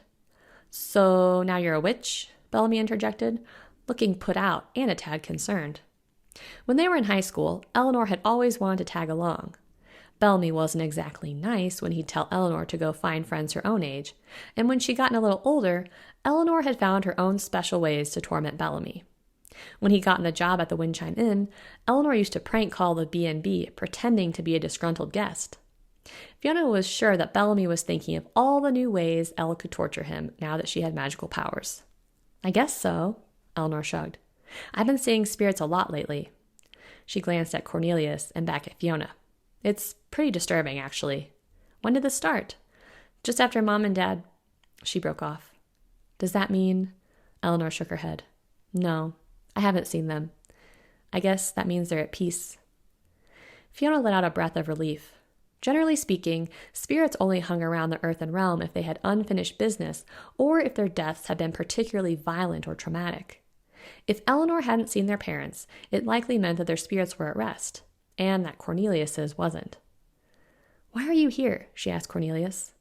I have a debt to repay. Bellamy bugged out his eyes in irritation, staring at a spot a few feet to Cornelius's left. Well, what did he say? Says he has a debt to repay. Fiona looked at Eleanor. He was married to our great-great-grandmother, Loretta. I never said I married her, Cornelius interjected. I said I asked. Gave her that ring, as a matter of fact. He pointed at the ring that Fiona was still wearing. She looked down at the stone and back at Cornelius and felt a sudden flash of understanding. Cornelius had appeared just after she'd found it. Was it possible that he was haunting the ring? Fiona wiggled it off her finger, and Cornelius disappeared. "He's gone," she murmured, turning to her sister. "I can still see him," said Eleanor. So it was the ring. Fiona slipped it back on her finger, and Cornelius reappeared exactly where he'd been. The ring didn't make him come and go. It just allowed her to see him. "Why is it that I can only see you when I have this ring on?" she asked. Cornelius cracked a smirk. "I expect it's got something to do with Loretta's magic." Fiona frowned down at the jet-black stone. She'd never known a witch who could sequester ether in an inanimate object, but maybe Loretta had found a way. "We were fixing to be married when I got myself killed." Fiona sucked in a breath. "How did you die?" A dark look flashed through Cornelius's eyes, and the grin slipped from his face. "I ran into a vampire on the road. Wasn't so lucky this time." "Was it one of the vampires from before?" "Vampires?" Bellamy cried. Cornelius shook his head. "This one called himself Festus." "That must be why you came back," said Eleanor. "You left things on Earth unresolved." "No, I didn't," said Cornelius indignantly. "I chose to come back. Loretta was here. I couldn't leave her." "Aw," said Eleanor. "That's so romantic." Cornelius looked suddenly pensive. "I was with her when the time came." "How did she die?" Fiona asked. If Loretta had just had a child when Cornelius met her, that would make her 160-ish. A witch could easily live that long. Cornelius shook his head. "Festus came for her one night. Loretta had been fighting him for a while. He'd been turning people left and right, thought vampires were meant to rule over mortals." A haunted look came over Cornelius. "I saw the whole thing. There was nothing I could do." "That must have been awful." "Will someone please fill me in?" snapped Bellamy. Eleanor silenced him with a look. "The vampire fed, then left her there to die. Loretta was in bad shape, and I could see she was suffering. I said, 'Go on then, darling. We can be together again.' But she wouldn't do it. Said she had to be sure her daughter's daughter had a daughter so she could protect Mountain Shadow from Festus and his ilk. I told her to go on. I'd stay back and make sure that no evil would ever be allowed to take root here again." Fiona swallowed. She'd known her grandmother had had her mother later in life, probably due to the fact that it was often hard for witches to conceive. "And that's why you're here?" Fiona asked. Cornelius nodded. "Well, I hate to burst your bubble, but no evil is trying to take root in Mountain Shadow. Unless you count all the hipsters with man buns," Eleanor muttered. Cornelius mouthed "man buns," but Fiona brushed this aside. "I don't mean to be rude. It's been really interesting hearing your story, but you can move on now. Elle and I might be selling this place, and—" "Yeah, well, that's what I want to talk to you about." Cornelius looked from one sister to the other. "You can't sell Loretta's house. I made her a promise, and I'm a man of me word." "And you kept your promise," said Fiona. "You passed along the message. Now you can rest. We'll make sure no vampire cowboys take over Mountain Shadow ever again." "Right, well, here's the rub." Cornelius put his hands together, looking as though he were struggling to find the right words. "You can't sell the house. The house must stay in the family. Those were Loretta's wishes." Fiona rolled her eyes. First Graham and her will, now there was a ghost there to speak on behalf of their great-great-grandmother. She glanced at Eleanor. They hadn't had a chance to discuss it since she'd stormed out, but Fiona had made up her mind. "We're selling." "Fee?" Fiona held up a hand to stop her sister. They could talk about this more when they didn't have Bellamy and a ghost to contend with. Cornelius grimaced. "I just can't allow that." Fiona crossed her arms over her chest. This guy had some nerve. Cornelius sucked in a hiss through his teeth. "Thing is, I made a promise, and I can't pass on till that promise is fulfilled." He paused. "I'm prepared to chase away every mortal who comes to look at your place until you agree that a direct descendant of the Marsh family will stay here. Forever." Chapter 5. The Banishment. "Are you sure this is a good idea?" Bellamy asked as Fiona wafted a bundle of white sage around the kitchen. "I told you," said Fiona, balancing on the edge of a chair so she could waft the smoke into the space above the cabinets. "He's not going to stop. I won't be blackmailed by a ghost." Cornelius was watching the whole operation with mild amusement, while Eleanor watched Cornelius. "You know, I don't really think this is going to work," he said. That's what all the little ghosties say before they're catapulted back to the spirit realm. "We aren't selling," Eleanor growled, glancing at Fiona with an irate expression. "You want to live here with him?" Fiona asked her sister. That shut Eleanor up. Once Fiona had smudged the first floor, she went upstairs to continue the cleansing process. She decided to leave the tower for last, since that seemed to be the epicenter of Cornelius's activity. She'd barely finished wafting smoke into all the nooks and crannies when she heard the doorbell ring. She hurried downstairs to answer the door, but Eleanor beat her to the punch. Jinx came in wearing a pair of high-waisted slacks and a shiny gold top that matched her shimmering eyeshadow. She carried a giant carpet bag over one arm and was looking around with a cautious expression. "I can't believe they dragged you into this," Bellamy said to Jinx. Bellamy and Jinx were both members of the local coven, which got together once a month for a meal, a meeting, and general hell-raising. "Oh, honey," Jinx exclaimed, waving a hand in front of her face as though she smelled something foul. "Your spirit has a foothold in this house. I'm not sure a run-of-the-mill banishing is going to cut it." "Is there a deluxe banishing package?" Fiona huffed, thrusting her bundle of sage into a ceramic bowl. "Because I'd be willing to upgrade." Jinx set down her bag and looked around, rolling up her sleeves. "Did you cleanse the whole house?" Fiona nodded. "Well, that's a good place to start." Jinx bent over, rummaging in her bag, and produced what looked like a handful of coal. "Black tourmaline," she told Eleanor, dumping the rocks into Elle's hands despite her reluctance to participate. "Place these around the house. They'll absorb any negative energy and protect us from evil." Next, Jinx produced an armload of candles and started setting them around the living room. Fiona had pushed the furniture out of the way, creating a large empty space in the middle. Jinx arranged the candles in a circle before lighting them with a wave of her hand. She stood in the center, closed her eyes, and took a deep, calming breath. Almost immediately, the wind picked up, shaking the branches of the old elm tree outside and making them beat against the house. Fiona felt a slight charge in the air. Ether had begun to gather.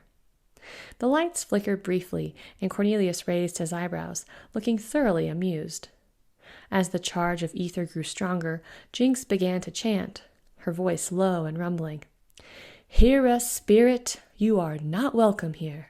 Leave the house of marsh and grimes, do no harm, and go in peace." "Does she know I live here?" Cornelius asked. Fiona chose to ignore him. Perhaps if she did engage with him, Cornelius would give up and leave. "May old wounds be forgotten, old loves laid to rest. Let the bonds that tether you to the earthen realm dissolve, and the silvery veil call you home." Fiona watched Cornelius as Jinx spoke the incantation. She might have been imagining things, but he seemed to be growing more solid and real rather than fading away. At the same time, Fiona felt another presence, something sinister and full of misery. A rumble of thunder shook the house. The wind started to howl balefully, only this time it sounded as though the howling was coming from inside. Fiona's chest tightened, and she looked around, but Bellamy and Jinx seemed not to hear it. The howling grew louder and louder, and Fiona winced at the sound. An overwhelming sense of despair swamped her, and she had the sudden urge to flee. It was as if a dark cloud had blown over the house, casting an oppressive shadow that touched everything within. "He's still here," said Eleanor unnecessarily, her eyes darting around the room as if she heard the howling too. "Your spirit will not leave because he feels he has not fulfilled his purpose," said Jinx, as a stack of mail blew off the counter. "He wants us to keep the house." "It isn't just that," said Jinx, frowning. The howling seemed to intensify as she spoke, and the curtains billowed in a non-existent gale. In the distance, Fiona thought she heard someone shouting, and the dreary screech of a train horn. It was hard to tell whether the sounds were coming from inside or outside.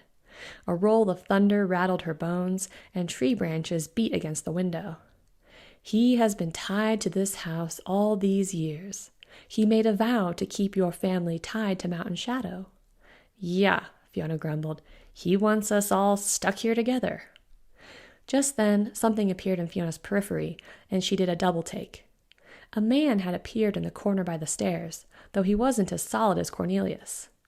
The spirit wore a filthy black and white striped uniform and leaned heavily on a shovel. His posture was stooped, his dark skin weathered. His eyes shone alabaster white. The air went cold as he stared at Fiona, and something about his presence made the hairs on the back of her neck stand on end. She glanced at her sister. Eleanor's gaze was fixed on the exact same spot, and Fiona knew she saw him too. "I want you to fulfill your responsibility as a member of this family," Cornelius snapped. "What responsibility?" Fiona cried. "There is no evil in Mountain Shadow. There's nothing we need to protect it from."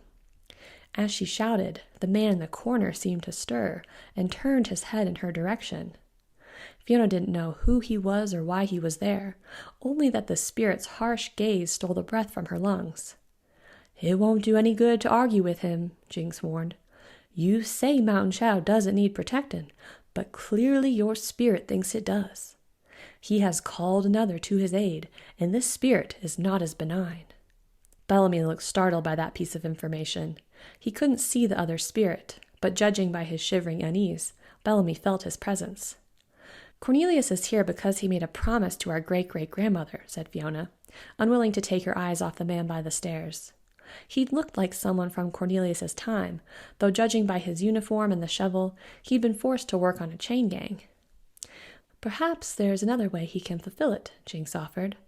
"Perhaps he has done what he promised simply by passing along the message." "I tried that," Fiona shouted. The train horn had started to blow again, and Fiona cringed at the sound. "But he seems to think it's his responsibility to make sure we stay here." "Are you sure you don't want to?" Jinx asked, a pleading tone to her voice. Fiona hesitated. She'd made up her mind to sell the house because it was the most practical decision. She didn't actually want to sell it, but she wouldn't be held hostage by a ghost. A rumble had started beneath her feet, growing more intense by the second. It rattled her rib cage and made her teeth shatter. It felt as if the train was approaching. She couldn't move back. With her parents gone and Elle away at college, there was nothing left for her in this town. "It seems that you and the spirit have unreconcilable differences," Jinx shouted. "You could say that," Fiona called. "If you aren't willing to stay and he is unwilling to leave, we may have to banish him by force." "Great!" Fiona shouted as her hair started to billow in a non-existent wind. "Let's do that." Jinx left the circle of candles to retrieve one last item from her bag. It was a small glass vial stoppered with a cork that was filled with some reddish-black liquid. Fiona didn't know why, but she felt a strong sense of revulsion, and Cornelius took an automatic step back. The man standing beside the stairs retreated farther into the corner. Whatever that vial contained was pure poison to spirits, and it seemed to repel the ether inside Fiona. "I have to warn you," said Jinx. "A forceful banishment is permanent. Your spirit will no longer be able to inhabit the house that he has called home for so many years." Jinx paused, though the howling in the wind didn't abate. Fiona waited impatiently, not sure what the problem was. She just wanted the spirits gone. If he is cast out, he may return to the spirit realm, or he may be forced to wander between realms for all eternity. "No," said Cornelius indignantly. "I don't like the sound of that at all." Fiona grimaced. Good news never seemed to end with the phrase, "for all eternity." "Don't look at me like that," she grumbled at Cornelius, who was giving her a pleading look. "You're the one who's being unreasonable." "You wouldn't say that if you knew." "Knew what?" "I can't tell you, 'cause I don't know myself," he said in exasperation. "But Loretta told an unspeakable evil that would fall upon Mountain Shadow. If you leave here, Loretta's kin won't be here to stop it." Fiona narrowed her eyes at Cornelius before turning to her sister. Eleanor gave her an imploring look. She didn't feel right about selling the house, and not just because it went against her sister's wishes. If she was being honest, it broke her heart. She and Elle had taken their first steps there. So had their mother, and probably their grandmother. Trying to ignore the oppressive howl and the spirit looming by the stairs, Fiona looked to Jinx. "You said before that the cards couldn't give me better information because I hadn't made a decision." She glanced at Eleanor. "Could you do another reading now that I've decided to sell?" Jinx nodded and opened her bag once again, pulling out a small drawstring pouch made of purple velvet. She gestured to the coffee table, which Fiona had pushed against the wall. Grabbing a cushion, Fiona sat down on the rug opposite Jinx, who pulled her deck from the drawstring pouch and proceeded to shuffle the cards. Fiona watched them slip between her fingers with ease, as if the cards knew exactly how to arrange themselves. Jinx set the deck on the table between them, and Fiona closed her eyes. She thought of what she needed to ask the spirits. What would her future be if she sold the house and never looked back? What if she left Mountain Shadow for good? Immediately, Fiona felt a rush of ether tingle over her skin. The lamp beside the table flickered and went out. So did the overhead lights in the kitchen. The sputtering candles were the only source of light, and the wind outside howled louder. A moment later, Fiona heard the telltale ping of hail hitting the gutters. She gave a shiver and reached for the deck, which seemed to be vibrating from the ether. Fiona cut the deck, and Jinx drew the top card, turning it over for her to see. The card showed a tower engulfed in flames, with 2 people leaping or falling to their deaths. "Catastrophe," Jinx whispered, staring at the card in horror. "Come again?" murmured Bellamy, who'd been standing over Fiona's right shoulder. "The tower represents immense upheaval and change," said Jinx. "It is an omen of disaster." Fiona swallowed and glanced at her sister, whose eyes were wide with terror. "I don't understand," said Fiona anxiously. "Before you said I was stuck." "That was your past," said Jinx simply. "Something must have changed since your last reading, because you are no longer in that holding pattern." Fiona thought back to the last several hours. She'd broken up with Greg, broken her decade-plus streak of vegetarianism, and met her great-great-grandmother's ghostly lover. She certainly wasn't in a holding pattern anymore, and hoped the tower didn't represent her love life. "I can draw another card," said Jinx. "I might be able to work out more specifics." Fiona wasn't sure if she wanted to know more specifics, but if Jinx could tell her whether she was destined to die alone surrounded by cats, she supposed she needed to know so she could call Greg and try to win him and his hideous facial hair back. She gave a shaky nod, and Jinx drew another card. This one was in its reverse position and showed a woman with a crown of stars sitting on a red throne. She held a staff in one hand, and at her feet was a heart-shaped shield emblazoned with the symbol of Venus. "The Empress," said Jinx. "Generally, she is a card of love, motherhood, growth, and fertility. In the reverse position, she can signal disharmony, a lack of growth, or possibly infertility." Fiona chewed on the inside of her lip. She didn't like the sound of that. Jinx drew a third card without being asked, and her mouth tightened into a hard line. Fiona looked down. There was nothing overly threatening about the illustration on this card. It showed a queen sitting in a stone chair, though she was also in the reverse position. Flowering vines grew around the frame of the picture, and a rabbit hopped along the bottom right corner. All in all, it seemed like a happy card, so Fiona wasn't sure why Jinx was looking at her like that. The Queen of Pentacles. "That's not so bad, right?" said Fiona hopefully, casting an uneasy glance at the spirit in the corner. "Generally, no," Jinx agreed. "In the upright position, it is a card of caring. The queen symbolizes someone who takes care of her family. It can also represent material abundance, wealth, and success. It would indicate that the querent has reached a time in her life where she'd grown into the person she was meant to be." "Okay." But in the reverse position, it is a warning against misplaced priorities. It tells us that you have turned away from your responsibilities, rejected the role as head of your family. The rabbit is the symbol of fertility. In this position, Jinx hesitated. "On its own, I would not interpret this so literally, but combined with the Empress." "What?" said Fiona. She could hear the hailstorm picking up outside, hammering against the roof.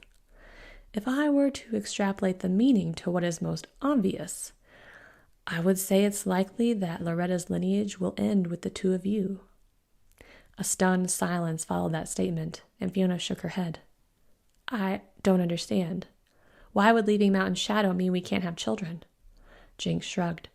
"It might not be a matter of infertility. Family lines end for all sorts of reasons. Since the Empress is most often a love card, it could indicate that your decision to leave Mountain Shadow will jeopardize your chances of finding a mate, or you might simply choose not to have any."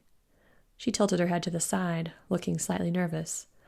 Or, Eleanor repeated. Or your family line could end with your deaths. A roll of thunder shook the window panes, and Fiona's insides knotted with dread. Could her decision to leave Mountain Shadow be a literal death sentence? Fiona knew that every decision had consequences, but what was it about this little town that was so damn important? Jinx waved a hand over the cards and gave a slight shake of her head. That is just my interpretation, she said quietly. I have been wrong before. How often are you wrong? Eleanor demanded, glancing toward the stairs. The menacing spirit was cloaked in darkness, but Fiona could still make out the stripes on his uniform and his eerie white eyes. Jinx opened her mouth and closed it again, but her silence was as good an answer as any. Remember that nothing is set in stone, she said. These cards merely represent a snapshot in time. The future can change at any moment. Chapter 6. Home Again. By the time Jinx, Bellamy, and Eleanor left, the lights in the house had come back on, and the spirit by the stairs had faded into the shadows. The hail had subsided to a soft drizzle, and the howling wind had died down. Fiona was exhausted by the whole ordeal, and Cornelius was oddly quiet as she ate a giant bowl of ice cream and went upstairs to bed. Her room was exactly the way she'd left it when she'd gone off to college. The bed was covered in an eyelet lace comforter that matched the curtain fabric. The mirror over her dresser was covered in photos. Her and Bea in a photo booth, Bellamy in a tux for prom, her and Eleanor in the backyard the day they tie-dyed everything they owned. Eleanor looked so happy in the photograph, happy than Fiona could remember seeing her since she'd left for Massachusetts. Her sister had had a simpler childhood.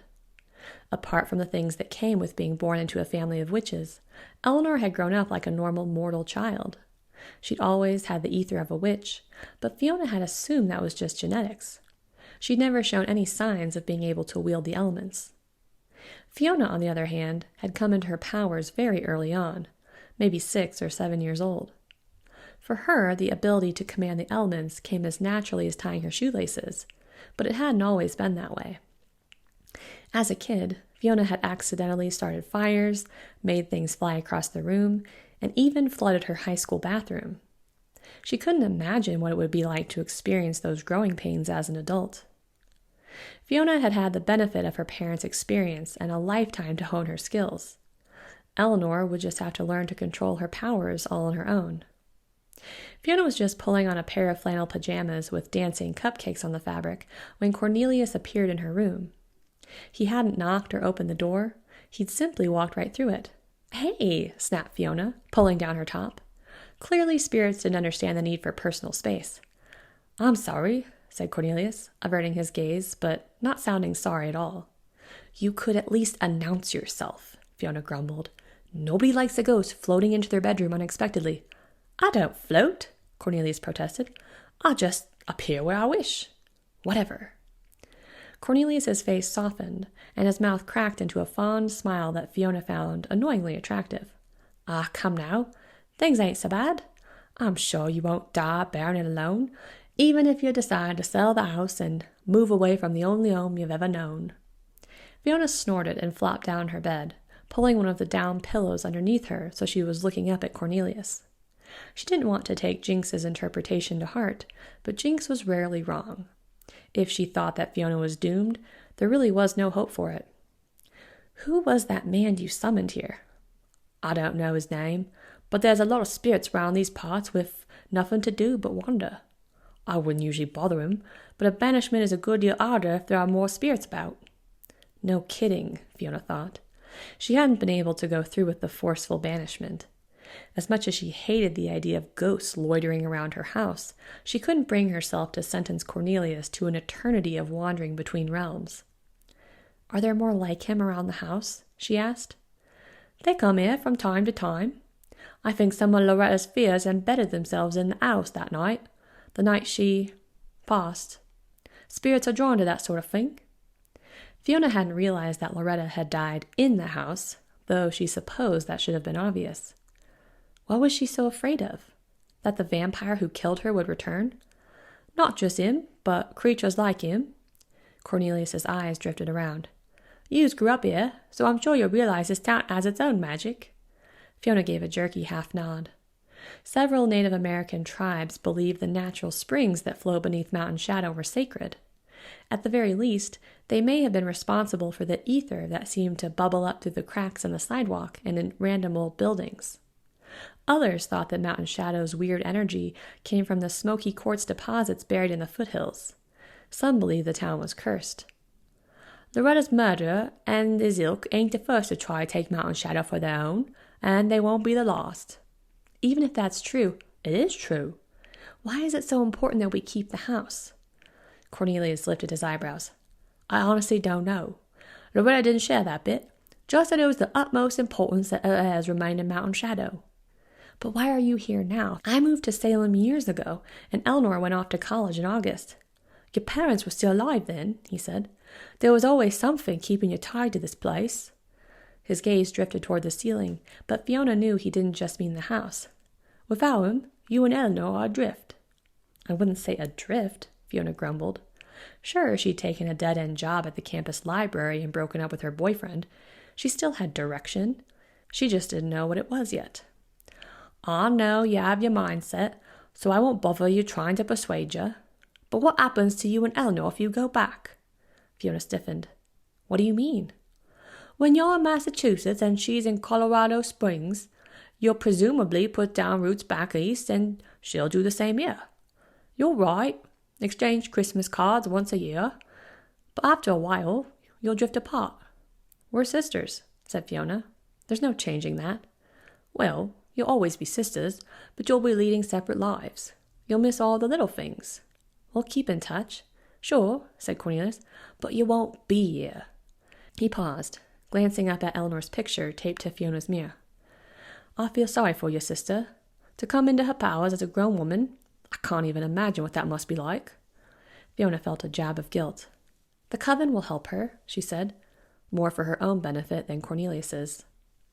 They fell silent for a moment, and Fiona ran a hand absently through her snarl of curls, detangling the strands with her fingers.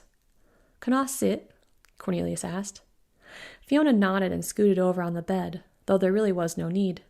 Cornelius might have looked solid, but his body didn't make an indent on the bed or even rumple the covers. I'd give anything to see me home again, he said, as pitiful as it was. Fiona turned to him in surprise. I thought spirits could go anywhere they wanted. Cornelius shrugged. It's not the same. That flat is long gone. The building was torn down years ago. Fiona felt a sharp twinge of sadness. She couldn't imagine how she'd feel if she came back one day and this house was gone. It hadn't occurred to her that that could happen, as solid a thing as it was. But she supposed that everything had its day, and after a while, new things took their place. My parents were skint, but they loved us, said Cornelius, a wistful smile breaking across his face. He glanced at Fiona. Sometimes being someplace where love is enough to feel it again. Fiona allowed a heavy sigh.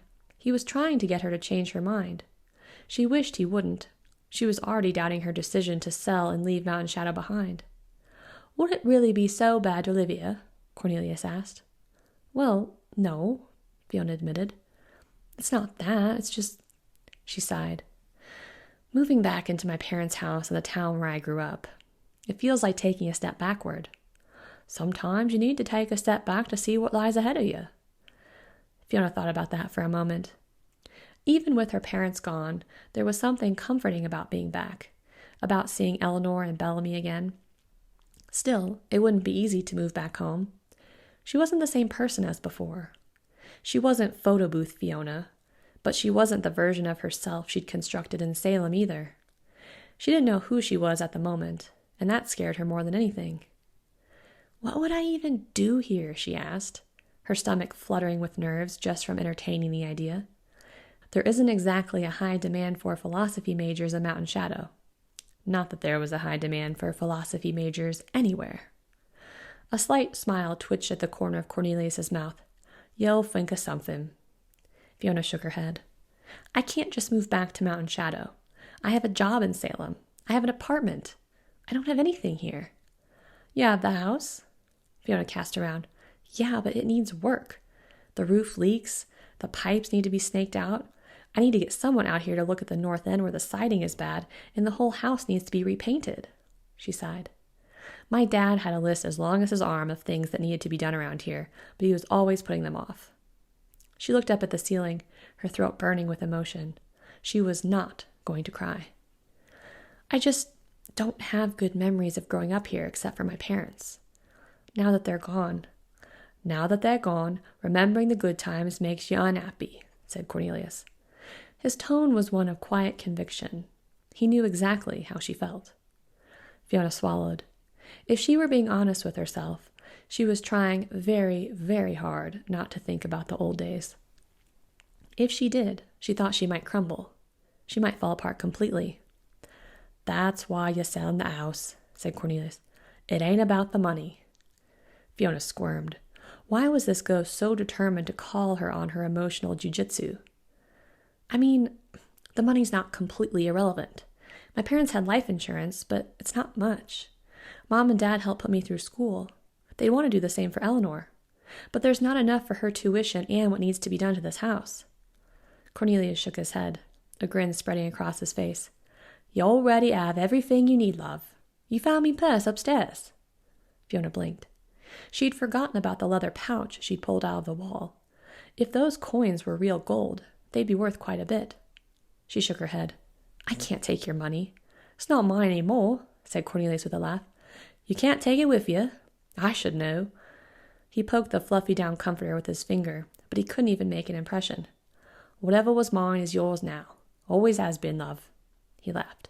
It's been here all along. Fiona sucked in a breath. Cornelius was right. It had been there all along. Sitting there with him, it was strange to think that all of his things had been hidden in the wall for 120 years. He leaned forward. Don't make a bad decision because of money. And don't do something you might regret later to protect your heart right now. Chapter 7. The Witch's Fortune. The ad was printed in the Mountain Shadow Gazette, though she hadn't been looking for it when she'd opened the paper. She was sitting on the porch swing in her dad's old sweater, drinking her morning coffee. The ad had jumped out at her when she'd been skimming the classifieds, looking for a job in Mountain Shadow. For lease. Retail space on Main Street, 450 square feet. Building constructed in 1890. Rate upon request. Serious inquiries only. Maybe it was the terse wording of the last few sentences and the challenge posed by the last that intrigued her. Serious inquiries only. She hadn't known she was serious about starting her own business until she'd read the ad. Until then, the idea had only been a blip in her mind. Now it was taking root. She set the paper down on the swing next to her and opened Cornelius's coin pouch.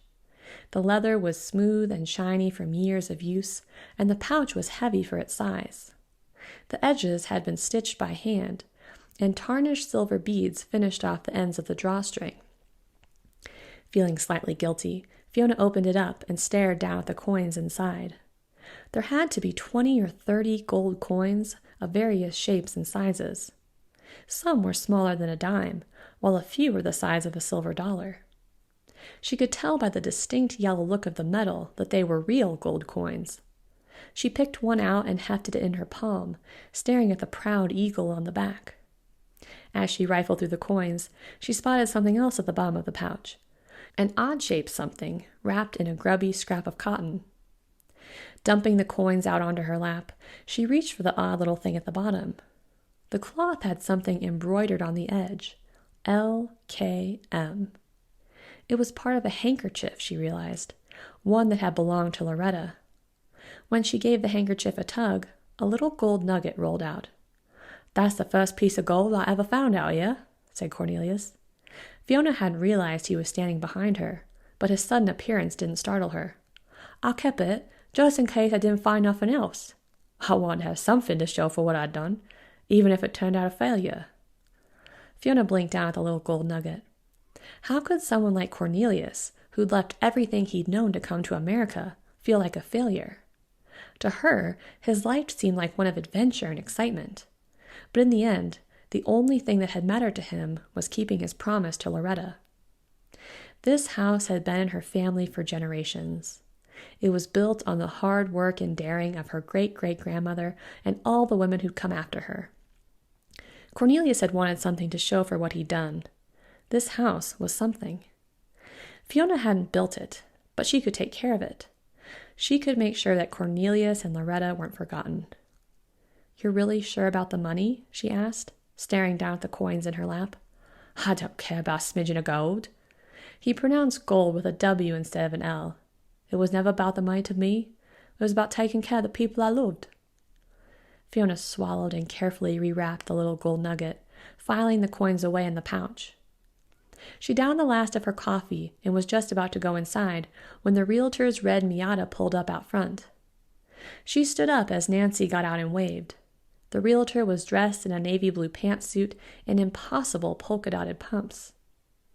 Fiona walked down to meet her as Nancy rustled a "for sale" sign out of the back seat of her car. "Morning, Nancy," she called, dreading what she was about to say. "Hey there, Fiona," Nancy greeted her, flashing a bright smile identical to the photograph on the "for sale" sign. "I didn't want to bother you. I just thought I'd stop by and pop a sign in the yard. It's never too early to start drumming up interest." "About that," Fiona began, not sure how to tell Nancy the truth. "I'd mentioned that we were still on the fence about selling the house in the first place. My sister and I," she took a deep breath, "we're not selling." Nancy's face fell. "Oh, no. I'm really sorry," said Fiona. "But we talked about it last night, and I just think—" But Nancy held up a hand, a smile creeping across her face. "Now hang on. Before you say another word, I took the liberty of adding a few dollars to the list price." She stuck the sign under her arm so she could retrieve a stack of papers from her purse. She held out the flyer so Fiona could see it. On the front was a picture of her house and a very expensive selling price. "You think your sister would be amenable to that?" "I'm sorry," said Fiona. "We've made up our minds." Nancy's face fell. "Well, shoot." "I'm really sorry," Fiona repeated. "I was going to call you this morning and tell you. I hadn't realized you'd already done all this work." No, it's all right." Nancy held up a hand. "I was just a little overexcited." She turned back to her car, set the flyers down, and proceeded to stuff her sign back through the door. "You call me if you change your mind." "I will," said Fiona, pulling a weak smile as Nancy shut the door and clacked back to the driver's side. She watched the realtor drive away with the niggling sense that she'd just taken a very definitive step in an entirely new direction. It left her breathless and a little uneasy, but somehow she knew she was doing the right thing. "Where did you say you found these?" asked the graying old man behind the counter. Hollenstein himself was examining the largest of the gold coins through a jeweler's loop, which made his watery gray eye look huge. "They were just up in a room that my parents used for storage," said Fiona. The old man raised a wiry eyebrow that looked as though it had been dipped in white paint. "Are they worth anything?" Fiona asked. The old man scoffed and set down his jeweler's loop. "Just one of these gold Liberty heads is worth over $2,000. "Really?" "Oh, yes. If I were still buying, I'd offer you 26,000 for the lot, and you'd be smart to negotiate that price." Fiona's mouth fell open. How had there been tens of thousands of dollars hidden in a wall for her entire life? She frowned. "If you were still buying?" "I'm closing the shop," said Hollenstein. "I'm going to rent out the building." Fiona suddenly remembered the "for rent" sign in the window and the ad she'd seen in the Mountain Shadow Gazette. "You put the ad in the paper?" Hollenstein nodded. Fiona's thoughts were swirling, but she was distracted by the sinking feeling that she still didn't have the cash to pay for the repairs to the house. She didn't think there were any contractors who would accept gold coins. She supposed she could take the money out of her parents' life insurance and hold on to the gold for Eleanor's schooling. "I could put you in touch with some of my customers who collect gold coins," Hollenstein offered. "I'm sure they would be happy to pay a fair price. In fact, you'd come out better selling them off piece by piece than taking an offer on the lot." "That would be wonderful," said Fiona. Maybe things were looking up. "Let me make a few phone calls and get back to you," he said. "Thanks," said Fiona, gathering the coins off the counter and placing them carefully back in the pouch. She hadn't shown Hollenstein the little gold nugget. She'd stashed that back in the wall where Cornelius had kept his purse. She decided that the gold nugget should stay in the family, something to show for everything Cornelius had done. The bell hanging over the shop dinged as she walked out, and that sound triggered a longing in Fiona that she hadn't known was there. What if this were her shop, she wondered, walking down to Deja Brew to get a cup of coffee. She'd torn the ad out of the newspaper before she'd left, and she pulled it out of her pocket while she waited for her latte and read the ad again. Building constructed in 1890. She wondered if Cornelius would remember the building.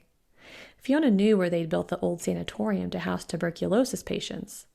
The original structure had burned to the ground, and the building that was there now housed the Mountain Shadow Historical Society.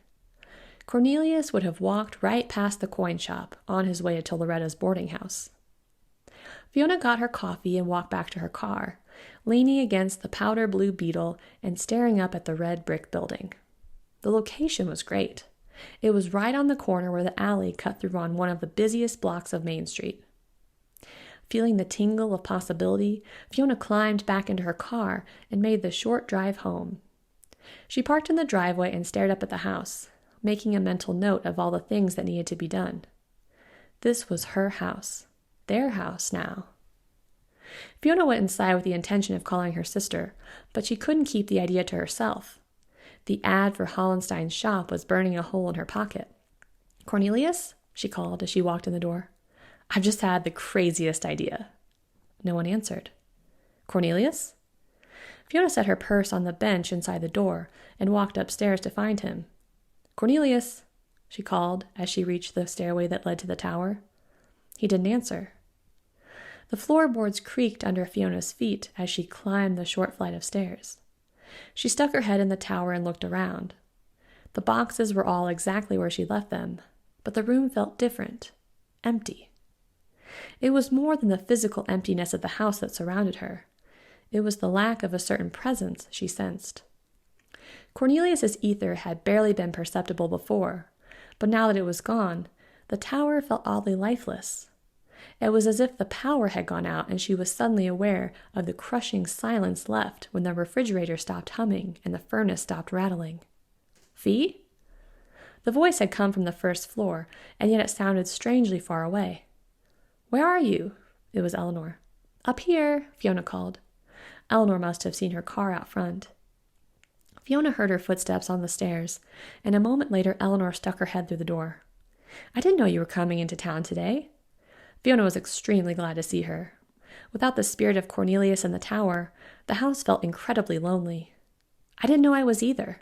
But then I woke up thinking about Jinx's reading, and I thought, I want to keep the house," Fiona blurted. Eleanor raised her eyebrows and stuck her head forward, as if she hadn't heard correctly. "Really?" Fiona nodded. "I don't want Loretta's legacy to end with us." Eleanor broke into a wide grin, and the dark circles under her eyes seemed to lighten. "You mean it?" "Yep." "But—" Eleanor looked lost for words. "Can we afford it?" "Thanks to Cornelius, we can." Eleanor opened her mouth in confusion and then glanced around the tower. "Where is he anyway?" "I think he's gone." Fiona's voice cracked a little as she said it, which took her by surprise. She hadn't realized how much his being there had obscured her loneliness. She hadn't even had a chance to say goodbye, or to thank him for the coins. "You can't call him back with that ring?" Eleanor asked, gesturing down at Fiona's finger. She shook her head. "He wasn't in the ring. The ring just allowed me to see him." She took a deep breath and slid it off her finger, glancing up at her sister. "It's saturated with ether." Bending down, Fiona opened the black steamer trunk that had belonged to Loretta. All her clothes were still inside, along with a few odds and ends that must have belonged to her late husband, Fiona's great-great-grandfather. Fiona pulled out an old cigar box where Loretta had kept a stack of his letters. She would read through them all one day, but just then it felt like an intrusion. Fiona set the ring carefully inside the box and went to retrieve the gold nugget from the wall. It was still wrapped in the piece of Loretta's old handkerchief, and she nestled it in beside the ring and then closed the lid to the cigar box. She fastened the tiny brass latch and set the box back inside, closing the lid of the trunk with an air of finality. Cornelius kept his promise to Loretta, she said. Now he can finally rest. This has been The Witch's Fortune, a Witches of Mountain Shadow prequel novella. Written by Tarah Benner, narrated by me, the author, Tarah Benner. If you enjoyed my audio narration, you may enjoy my entire collection of professionally produced audiobooks. You can find them at my website, tarahbenner.com/audio. That's Tarah with an H at the end. I produce these audio versions for YouTube as a special treat for my readers. So if you enjoy this, make sure you like the video and subscribe to my channel so that you don't miss any more stories. Until next time, happy reading.